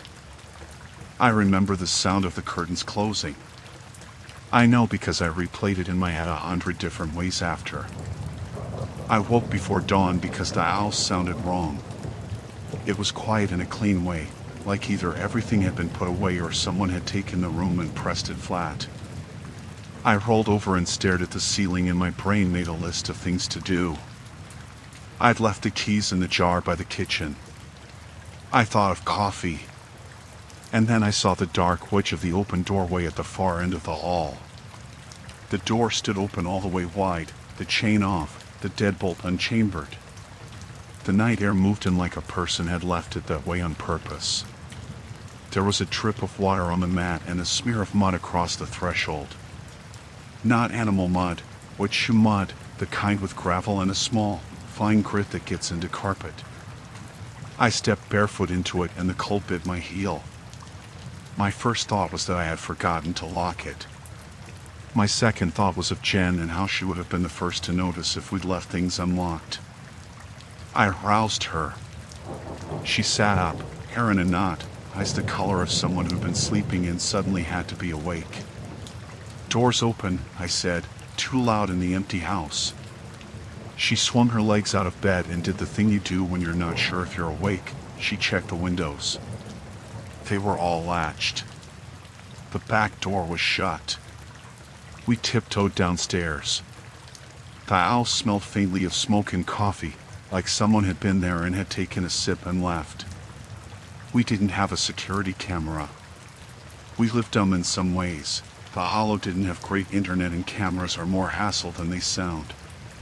We had the magnet alarm and 2 locks and a dog bone of common sense. I shut the door and clicked the bolt. My hands were wet with cold. I checked every room and left the lights on like an idiot. There was nothing taken. The drawers were closed. The TV was off. The sugar jar in the kitchen had a fresh ring of spill on the counter, as if someone had set down a mug and lifted it. A single cigarette butt lay in the ashtray on the porch table. The brand people in the trailer smoked. I remember there being a curl of gray ash, still warm. We called the sheriff. That was a thing we did even though we knew the road for the sheriff was long and the station was a small blue building with a sleepy man in a sun-faded uniform who knew the other folks at the trailer. The dispatcher asked questions like this was a paper exercise. Were there signs of forced entry? Do you have cameras? Did you see anyone? I told them about the mud and the cigarette and the deadbolt. The voice on the other end said someone would send a unit when they could. While we waited, we did the other things people do when they need to make worry feel like action. We checked the crawl space with a flashlight and a long screwdriver. We felt along the rafters in the attic with the flashlight because who knows what people do up there. The crawl space smelled like damp earth and old insulation. There was a scrap of cloth tucked under the insulation like it had been pressed there by a hand. It might have been nothing. It might have been something. We put it into a paper bag and labeled it. The deputy who eventually came took photos in the bag and said the thing you expect from a man who hears these calls all the time. Sometimes it's kids, sometimes it's drunks, sometimes it's reliefs that don't amount to a thing. He wrote it all down and drove off. The family at the trailer watched us the whole time we filed the report. When the deputy's truck left, the man from the trailer walked down to the end of his yard and stood where the ditch started. He lifted his chin like he was trying to see better. The kids were at his elbow. The woman smoked and squinted. None of them waved at us. Their silence felt like a second kind of weather, a plain, steady thing that covered everything. That first night we didn't sleep. Jen curled next to me and checked every noise like she could catch it. I got up and put a chair propped against the bedroom door. I don't know why, exactly. It felt like a small defiance. The house is an old thing with old bones, and it makes a lot of noise, and you will get used to the sounds until there are threads in the room. But now every groan and tick made my gut flip. Over the next few weeks the pattern built like a slow drip into my head. The knocks kept coming, always remote, never loud. The trailer family were always outside when the sun went down, sitting and watching us feed the wood stove or stack shingles or take down rotten boards. Small things were moved in the night sometimes. My tool bag left open with a ratcheting wrench missing, the handle of the back gate latched and then found unlatched in the morning, the porch mat that I swear I had straightened the night before found in a corner as if someone had belly scraped across it. Once, a jar of clear pickles that had been on the shelf ended up in the sink with water spilled around it. Nothing dramatic, but the grammar of these little movements made a language in my head that read someone was here. We asked the woman from the trailer to come over and have some coffee. Jen is the kind of person who will try to fix things the way people fix fences, with conversation and pie. The woman made a face and said she was busy. She did not come over. When she did talk, she talked around things, like people move in. You get used to it. She didn't say it like a warning. It sounded like a report. At night, the house would get quiet around 2 a.m. and then the knocks would come. Once, they came under the back window in a pattern so precise I thought of someone measuring time. 1 knock, 2 knocks, pause, 2 knocks. The worst part wasn't the knock itself. It was the silence that followed, like someone listening for your breath to stop. Jen would sit in the dark and breathe like a person on a rope, and then I'd take the flashlight down the hall and check the porch. It was always empty. We bought a cheap motion sensor light and put it on the side of the porch that faced the trailer. It must have shone right into the trailer yard because the next evening the man from the trailer turned his head and glared like it was a provocation. There was an argument across the barely lit space about whether we had a right to blind them with light. They said it hurt their eyes. We said we'd pay for a shield if it did.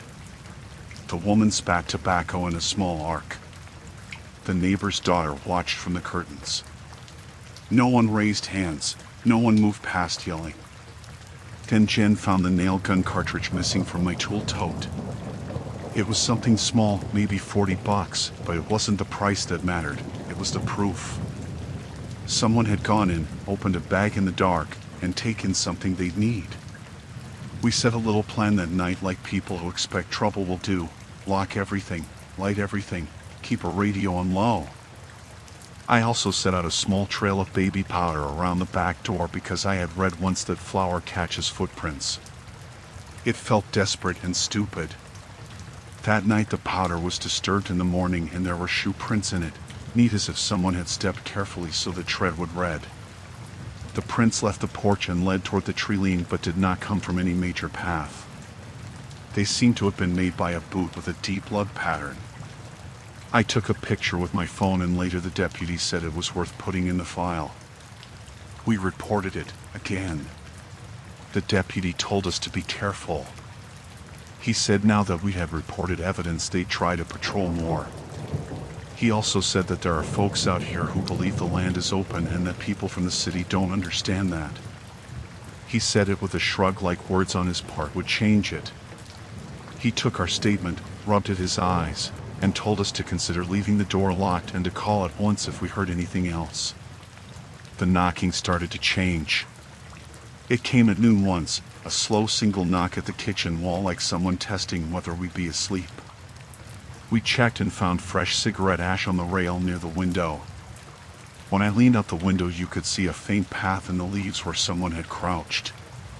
The ash matched the brand the woman smoked, but nothing is neat in these cases. People share brands and kids pick up packs and toss them. The point was it wasn't random. It was someone close. I tried to set a camera once. I bought the cheap kind, one that runs on its own battery and stores to a memory card, and nailed it above the porch pointing down. It was clumsy. We set it up the way you set up a mousetrap, hopeful and modest. The camera recorded nothing but the neighbor's porch light at night and the occasional owl. The SD card, when I checked it, made my face small. There were hours of nothing, punctuated by a single 5-second clip where the porch light flared and a shadow moved fast across the lens like a hand. The clip was too quick to see faces. The deputy looked at it and said, "Could be anyone," which is not the sentence you wanted to hear when you were thin with fear. The thing that finally turned the worrying into real terror happened on a damp Friday. Jen and I had been bickering about the faucet and a bill and the paint color for the bathroom. Nothing of note. We went to bed early because we were exhausted. I woke up around 3 because the alarm that I hadn't set, the cheap door magnet, was making that tiny scratchy beep. I blinked and heard the house with that big empty brain, the pipes, the fridge, the creak. Then I heard a different sound. Something soft and slow in the hall, like fabric on floorboards. I slipped out of bed and went down the hall. The door was closed and the latch was set like we'd left it. The deadbolt was not. That is a sentence that stops your throat. The bolt was out, the chain unhooked. Someone had opened the deadbolt somewhere between my first check and now. I remember the smell first, cigarette smoke and something oily, like a hand had been in a machine. Then I remember hearing a sound in the living room, the small noise someone makes when they set down a mug. The living room lamp was off. There was the low glint of moon on a metallic thing by the couch. I remember my hands finding the flashlight and the heft of it. I remember thinking the reasonable thing, call for help. But my phone was on the kitchen counter and the reception here is either nothing or one bar that will die on you like an animal in a trap. I couldn't depend on that. I crept into the living room and there in the moonlight on the couch was a man I had seen 1,000 times from a distance. In the trailer yard, only up close he had the roughness of someone who had slept without a bed. He had a cigarette in the corner of his mouth. It glowered like a small coal. He wasn't making any move like he wanted to hurt us. He just sat like he had a right to be there, as if the couch belonged to him by some slow law of habit. He didn't startle. He didn't look wild. He looked bored. He looked like a person who had been placed in our living room by time and weather and had sat there to see what would happen. I made a noise, a stupid human noise between a whisper and an exhalation. He didn't move. I pointed the flashlight at him like I was revealing a painting. His face was weathered, a little paint on his jacket, a blue collar chewed at. He took a drag of his cigarette like he was savoring it and then said, "Well, morning." For a beat my brain refused grammar. Then it made a sentence, "What are you doing in my house?" I don't remember how loud I was or how small my voice, just that the sentence wanted seeds. He shrugged. "Needed a place to wait out the rain," he said like it was the most natural thing. "You folks don't mind, right?" The living room was suddenly too bright. Jen moved behind me with that small sound women make when they're terrified but steady. The man leaned forward and flicked ash onto the rug, slow as if he owned the motion. You can tell when a person slips from trespasser into threat by small signs, how they hold their hands, the way they count distance. He had a way of tilting his head that suggested he had spent a lot of time watching. "Get out," I said. There is a particular hope you carry when you say that, that the person will be reasonable, that he will say sorry, that the world will fold back in on itself. He did not say sorry. He did not get up. He took another drag and then looked at me, and this is the thing I can still see. His eyes calm, his mouth aligned, and then, as if this were negotiation, he said, "We don't want trouble either." The house smelled like smoke and that iron taste of possible violence. I edged toward the kitchen counter where my phone lived like an offering. My hand closed on it. He watched. Good. Bad. I don't know. I told him to leave and he said he would if we gave him down payment of what? I can't say. He wasn't explicit. He wanted us to be small and helpless and make choices that made us vulnerable. I didn't give him anything. I moved the chair and shoved it against the door, the way a small man shoves a note under a heavy thing. He got up then, slowly, and I thought for a moment he would fight through the door. But he didn't.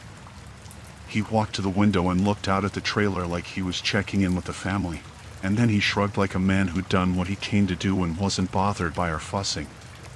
He picked up a coat that he hadn't come in wearing, slung it over his shoulders, and then, with the casual contempt of someone who has been unaccountably granted time, he walked out through the front and closed the door behind him. We heard the porch floor creak. I didn't think to breathe. He walked down the steps and the light from our cheap motion sensor caught him and made him a silhouette. He walked to his truck, drove off. The headlights flared once, then were gone. We called the sheriff then. We called like people who were shaking. The deputy came, slower than you'd like but faster than we expected. He asked the usual questions and then, when the man was identified from our descriptions, he drove to the trailer and had a long conversation with the family. I learned that morning that sometimes people will deny things with the calmness of someone reciting a script. They told the deputy he hadn't been there, that nobody from their place had been in our house. The daughter cried a little and said something about him being a friend who came by sometimes to borrow tools. The deputy took our statements and then told us, plainly, that the man was known to sleep in other folks' sheds sometimes and that he had prior trespassing complaints. He said he would talk to the man and try to get him to stay away. I wanted him to promise to lock him up. He didn't promise that because he couldn't. He promised instead to watch, to patrol, to write it down. We did what scared people do with the things they have. We left. That week we put our stuff in the truck and stayed in a motel over on the highway. We slept with the radio on and with lights checked like people who have had the sky come down close. The deputy called the next morning and said he found a sleeping bag under the trailer and some of the tools we had thought gone. He said he had a word. He said men who were homeless or who had figured out how to get by in the holler sometimes walked a fine line between being helpless and being a threat. He said he would file charges if we wanted, but that sometimes the paper doesn't help when the money and the habit are all the man has. We went back because we had to. You can't leave a house with a mortgage and a creek and a whole life if you don't have to. We changed the locks to something a little ridiculous, a deadbolt that you need 3 hands to open, and we put up a brighter light and a second lock on the chain and a little bell. We also put contact information for the deputy and a neighbor and one of Jen's sisters on a note by the phone. It felt like paperwork would be a barrier, like a fence. The trailer family started to treat us like we had moved into a strange orbit. They were outside less. The mother smoked in the back more often, looking away when we walked by. The kids would pull the curtains tighter. For a while the knocking stopped. For a while the house became a place where the pipes sang and the wood stove warmed and the creak in the floor sounded like an instrument in time again. But people are patient when they are not satisfied. You can change locks and you can get deputy promises and you can spend the money to stop the storm in a small way, but there were still little things. A window left cracked and a cigarette butt on the sill. A porch mat shifted. One time I found a small pile of stones by the back fence that looked like they'd been placed there for a reason we couldn't name, a little rude monument in stone. Once, when Jen was out getting groceries, someone had walked across the lawn and left a line of boot prints leading to the spot where she had been planting bulbs. The prints went to the place where she had been crouched and then stopped, like someone had leaned in to look at what she was doing, then left. We stopped going out at night alone. We ate faster dinners and lit the driveway light earlier and left our radio on low. Jen started leaving the curtains open until late so the house would look like a place where people were awake. We started locking the car in the garage and leaving a spare key with a neighbor we trusted 2 hollows over. We learned the names of the deputies who would take our calls, and we learned when they worked and when they didn't. We learned that the law moves in slow, practical circles out here, and sometimes it arrives and sometimes it doesn't. Months passed. The man who had been in the house got arrested eventually for breaking into someone else's barn, not ours. But when the deputy who arrested him told us about the evidence they found in his truck, a small camera, a notebook with notes like house light 2:03 a.m., door open, there was a new kind of cold. It meant what we had suspected had a shape you could hold in your hands. They found more things, a list of names of houses on the road, a few more of our tools, a small roll of cable wire. The deputy told us there was more than one person in the pattern, people who would test doors and wait and come back. People who had learned the geography in a way that made them invisible until they wanted to be seen. When they took the man in, his face looked small like anyone's face looks in the thin light of a cell. The trailer family swore they hadn't known he was using their property. The woman cried a little in the doorway, and maybe she didn't lie. Maybe she had known and chosen not to say. People choose for reasons you will never fully know until you have to live inside the choice. We sold the cabin the next year.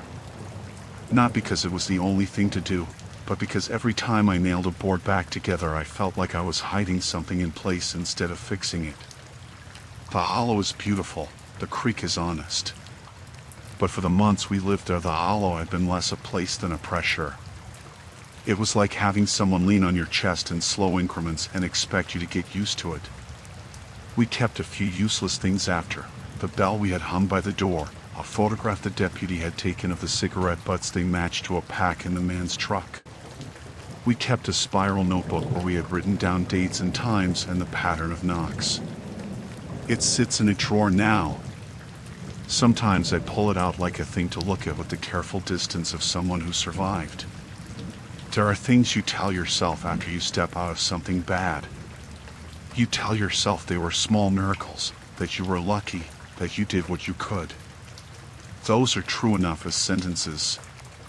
But the real memory that sits on top of them like a weight is small and plain: the man who sat on our couch with a cigarette and watched us like we were an exhibit. The quiet tap on the wall at 2 a.m. The mat turned to the corner in the morning. The way the neighbor's trailer curtains would crack and reveal a child's face just long enough to be counted. We managed the thing people want most in a situation like that. We noticed the pattern and we left before it could be worse. We lived long enough to decide that the house was not worth the shape of our nights. We moved to a town with lights and a pizza place and a neighbor who waves when he sees me and doesn't stare. It wasn't a heroic exit. It was a slow unbuttoning of a life. We sold the cabin to someone who liked the quiet and cheaper things than we understood. Maybe they'll be fine. Maybe they'll notice the small things and not let them grow. The last time I drove down that gravel road I saw the trailer and there were people on the porch, not watching the way we had been watched but just sitting, talking and laughing like people. I stopped the truck and waited for a moment and then drove on. The hollow looked the same: trees, creek, that small blue of the ridges. The world keeps being itself. You go on learning the rules for how you sleep, and how you lock things up, and how you make sure your doors are bolts and not just words. My car died in the middle of a curve, right where the road cuts a hairpin and everything on the other side of the guardrail drops away into trees. It wasn't dramatic, no explosion or smoke, nothing Hollywood, just the engine went soft and the little warning light blinked like it was embarrassed it had to tell me. It was late afternoon, the light in the holler was thin and yellow, and I was alone. My phone said no service in small black letters that I could have sworn waited until I needed it to be cruel. I had been heading home to visit my sister for the weekend, but I took the long way because I like the mountains and I like the curves and I like thinking I'm tough on back roads. That was stupid. The city idea of being tough does not apply when you are halfway up a mountain and your car sounds like it has given up. I coasted as far as I could, pulled over on a small shoulder, and killed the engine. The road had those little gravel shoulders that were only wide enough for a flat tire and a prayer. The guardrail leaned over the drop like a tired arm rail. The trees were close. The sound of the creek far below was a constant, low breath.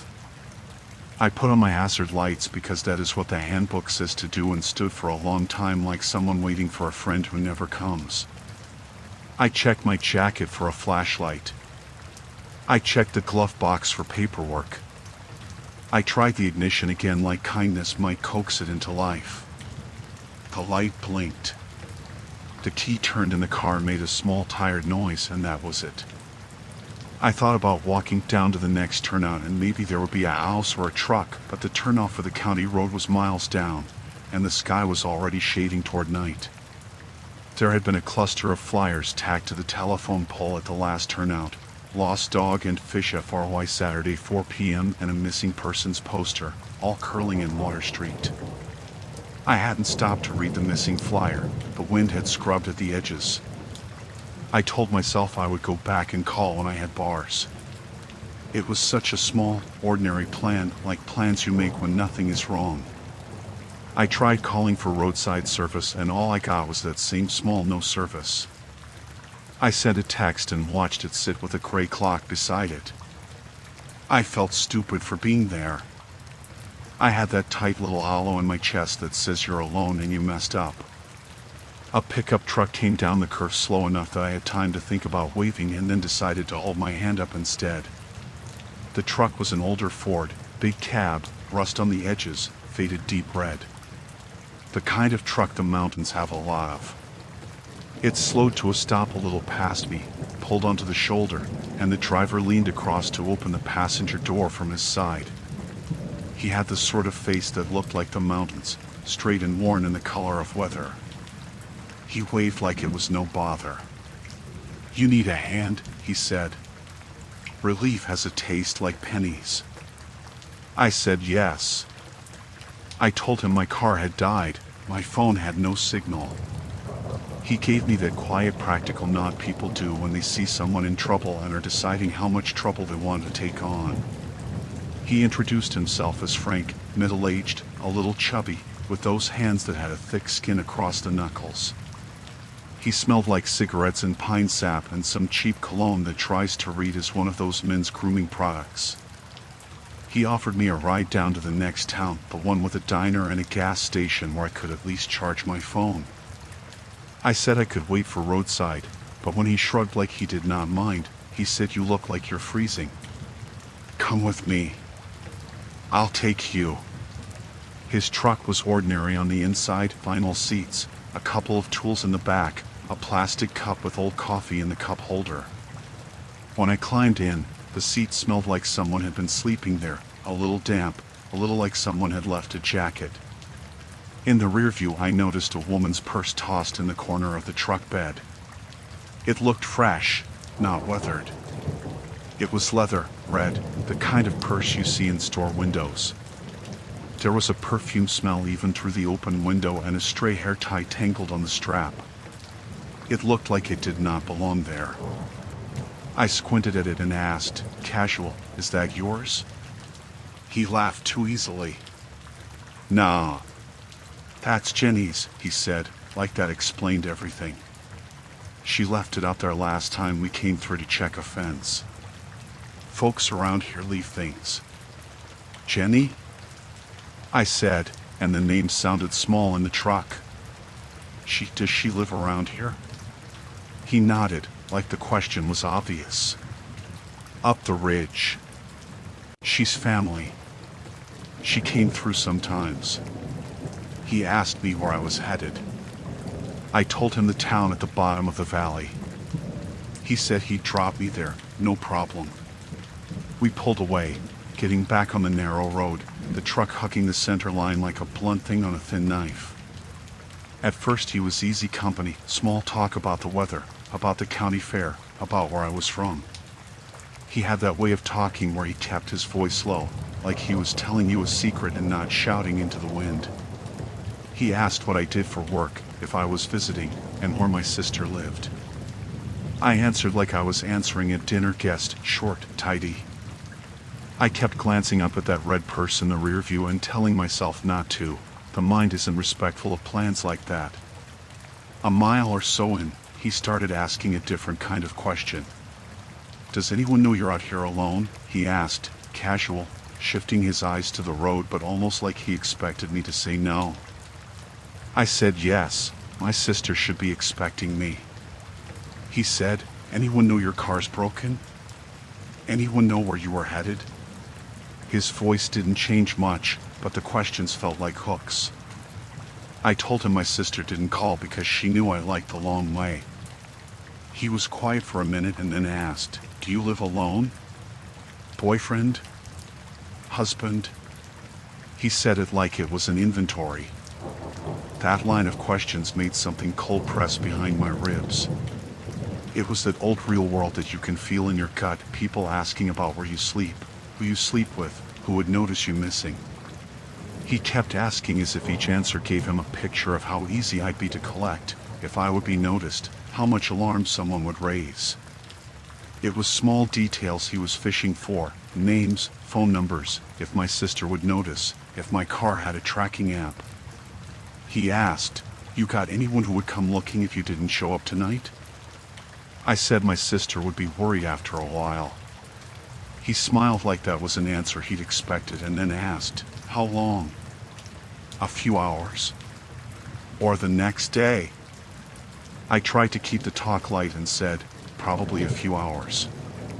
She knows I'm slow with the coffee. He nodded again and kept driving. He asked if I had called anyone. I said I had and that cell reception had gone. He said the word reception like it was an old savage joke. We drove a while longer. The truck felt like a small, rolling room, the radio off, the engine a soft thrum. The sky was getting dimmer. The trees boxed us in. I couldn't tell if he was trying to be nice or if he was sizing up a situation.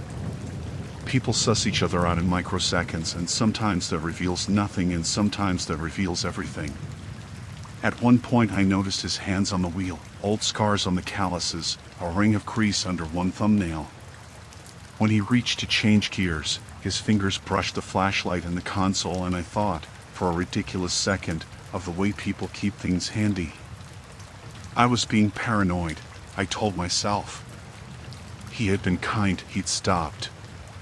There was a moment where relief wanted to turn into being thankful.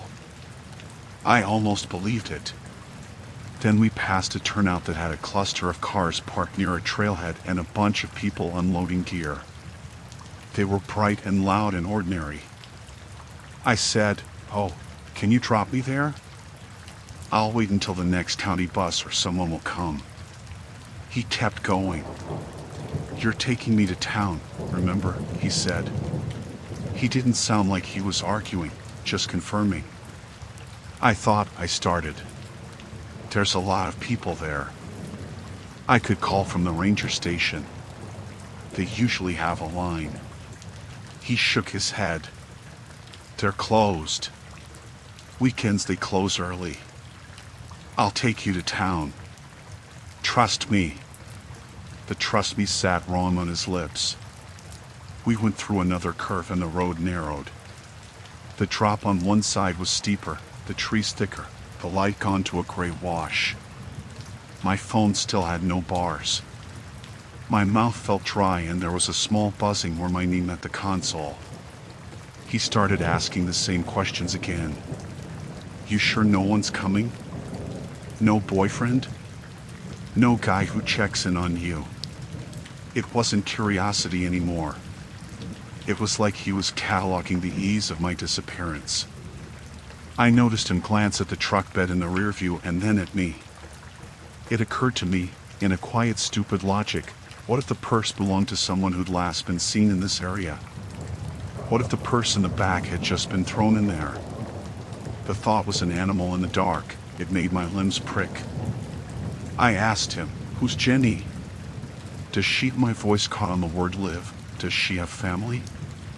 Where does she go? He said she lived up the ridge and that they had been up all day stringing fence. He said she came down ahead of me and left it. She'll come get it when she remembers. He shrugged like the answer was as good as any. We passed a mailbox with a crooked flag that had been bent earlier, a pair of boots on a porch, a little child's bike on its side with leaves in the spokes. The road felt like a narrow throat and the sky above a lid. The questions kept coming and I kept answering because what else was there to do? I thought of the missing person poster I'd seen at the turnout and tried to make a map in my head.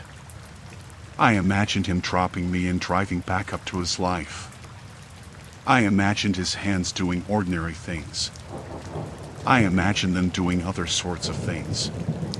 None of those maps made me feel any more safe. At some point his tone shifted. He stopped asking and started telling. He told me what people do up there, in the holler, the kind of men who pretended to be nice and then thought it was funny. He told me about a woman who'd come through in a rental car and had run off to the city. He said it like it was a parable about how people are careless. You can't just leave your stuff, he said.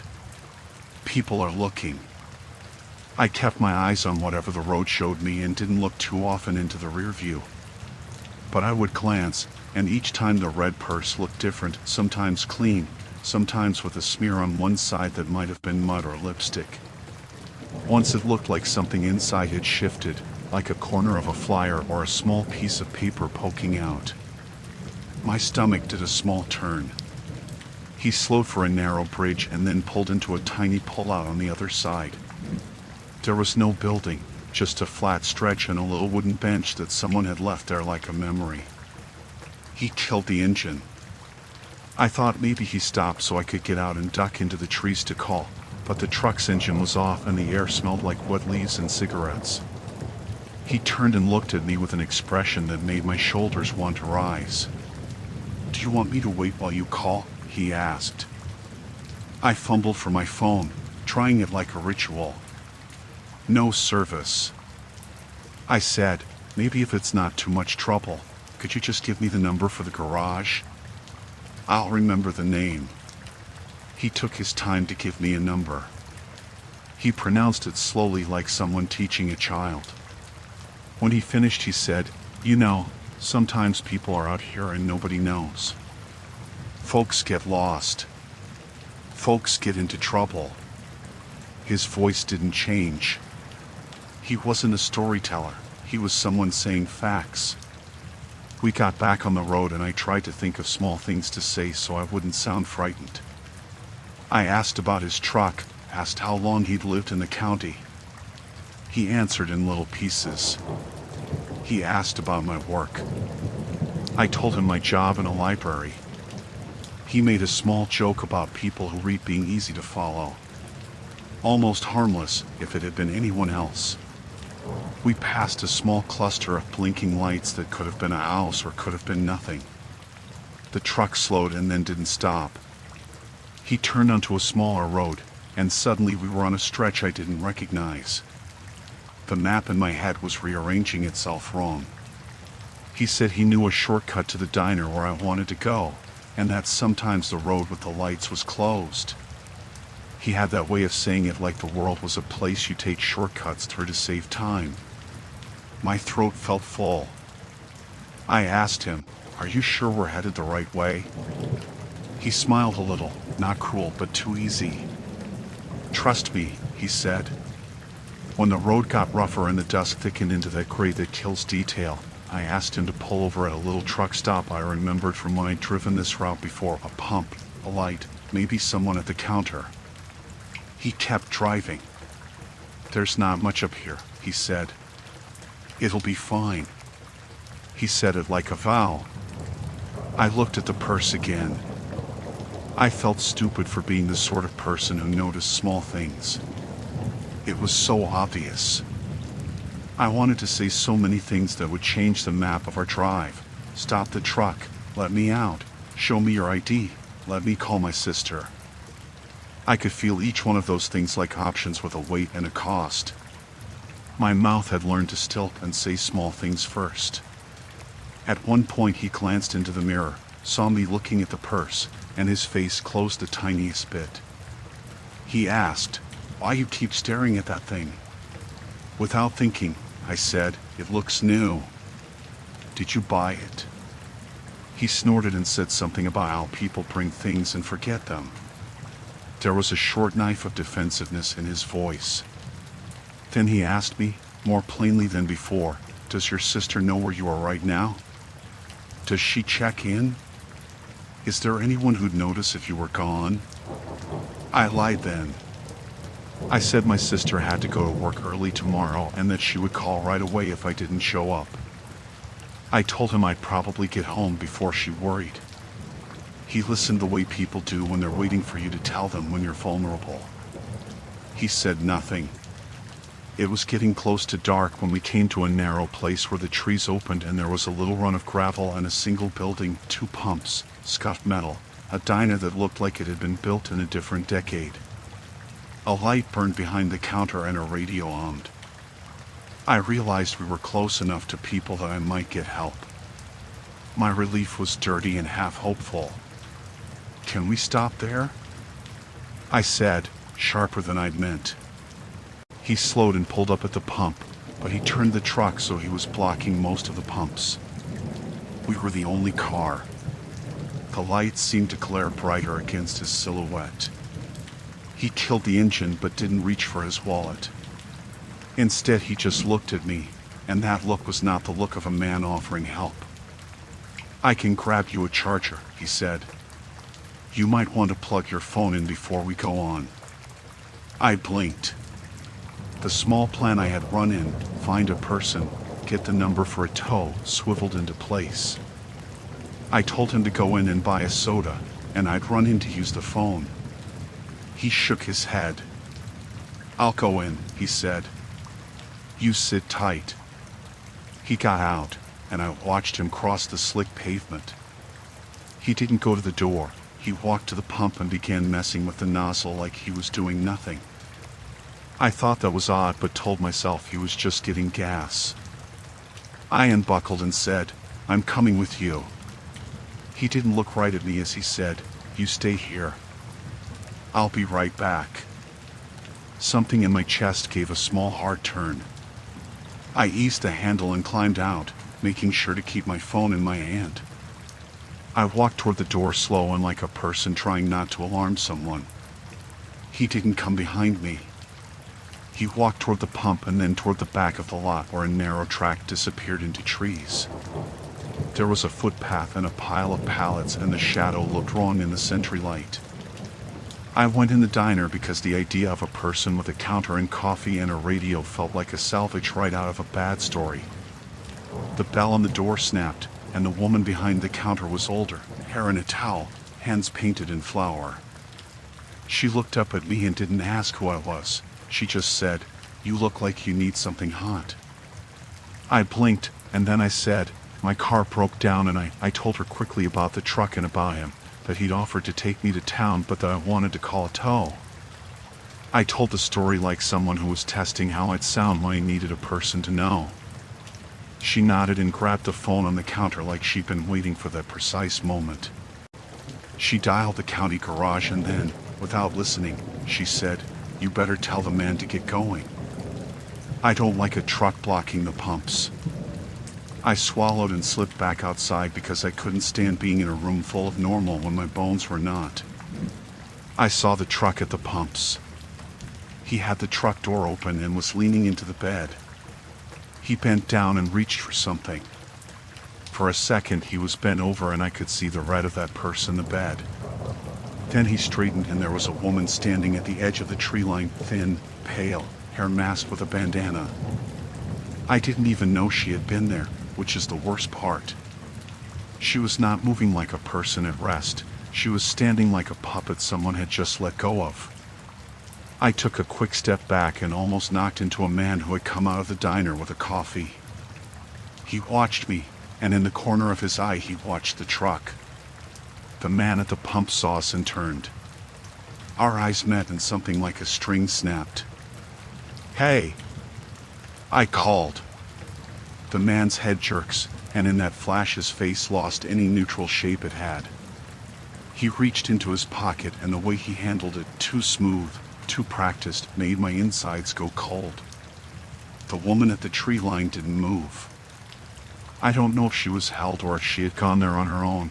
I only know, later, that she had been sitting in the truck when I climbed in, and that she had a handful of bruises at her wrists, and that the purse in the bed had a lipstick stain and a little key with a heart charm on it that matched a missing persons flyer I'd seen at the turnout. The man came toward us. Up close, when he moved, something angular in his shoulders read his threat. He said, "Everything okay?" like a man who had rehearsed. The diner man, a stranger who had been washing his hands, stood a step between us. He didn't ask questions. He didn't take sides. He just said, "Ma'am, get in here. Get in now." I moved like my body had been handed a map. The stranger grabbed my elbow and pulled me inside. The man at the pumps cursed and moved toward us. He was close enough to see his boots were caked with mud that matched the smear on our threshold earlier. He kept looking at the purse in the bed as if he expected it to be gone. The diner woman slammed the phone down and got on the line with someone else, someone with a badge name, but I didn't hear it clearly. There was clatter and the sound of a truck driving off. The man at the pump turned his head and looked back at the diner as if measuring advantage. He slammed the nozzle back and fumbled with his keys, muttering low. For a while it seemed like a stalemate. I sat at a booth and breathed like someone who'd run a race they didn't remember starting. The deputy came, blue lights in the distance, 2 cruisers, the sound like a train but soft and immediate.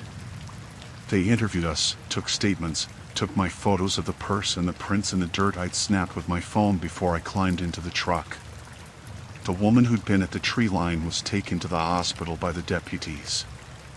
She had a name and numbers and bruises and a small, haunted look.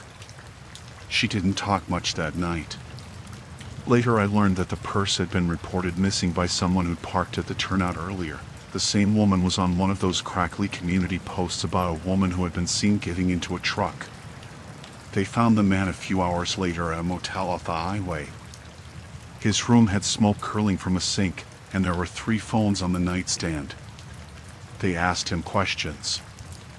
He said he'd been doing his own work, checking fences, and that there had been confusion. The deputies didn't like his answers. They booked him on multiple counts related to kidnapping and theft. I didn't go to the station that night. The diner man drove me to my sister's in town. I sat in the passenger seat in a quiet, like someone who had survived a storm and was noticing the sound of rain on the roof anew. Afterward, the parts of it that weren't dramatic were the ones that hurt. The way he had asked about who would notice me, like he was making a chart. The way the purse had sat in the bed like an accusation. The smell of cheap cologne in his truck. The silence in the tree line where she had stood. The deputy's voice talking about evidence and patterns and how these things sometimes came in pairs, open doors, and a man who liked to know if someone would notice. I slept badly for a while. I kept checking my phone like a dog checks the door. Little things that had been ordinary before turned into triggers. A pair of headlights behind me on a winding road, an older truck with a bed full of tools, the sound of someone saying, "Trust me." My sister stayed with me for a week. I filed an official statement. I gave my photos to the deputies. They took my glove box and my receipts. They said they pursued charges, and they did, and the prosecutor told me later there was a string of similar reports, women who had been singled out for rides, pickups that skirted the edges of town where cell signal was poor, and purses tumbled in truck beds like proof. There is a small relief that came that day. People who aren't you do show up sometimes. The diner man who made a step into the gap and did a simple right thing. The deputies who came with lights and paper. the ambulance that took a woman who had been out of help. That ordinary, human help was more dangerous in its absence than any of the things that had happened before. I still drive that road sometimes, but I don't take the long way on foggy afternoons. I keep my phone charged and my sister knows the name of the county line I cross. I keep a small flashlight and I try not to be the sort of person who thinks being nice will always be safe. I think, too, about the woman who had been in the back of that truck, about what she had been doing and what stopped her from being where she was supposed to be, and I think about how easily a car door clicks and a map of someone's life can change. I think about the purse in the bed like a symbol, but offering no explanation, only the proof of presence. You learn to watch the small things after the night, the smell of perfume when no one is around, the way someone's laugh locates them, the way a hand lingers on a steering wheel. You don't want to live by fear, but you can't pretend you didn't learn something about how people look for chances. The mountain doesn't change because of one evening. It stays the same with its colors and its drops. But my map has marks on it now. Turn out at mile 7, the diner with a bell, a pickup that stopped, but the marks are for a different kind of travel. They say, go, but go careful.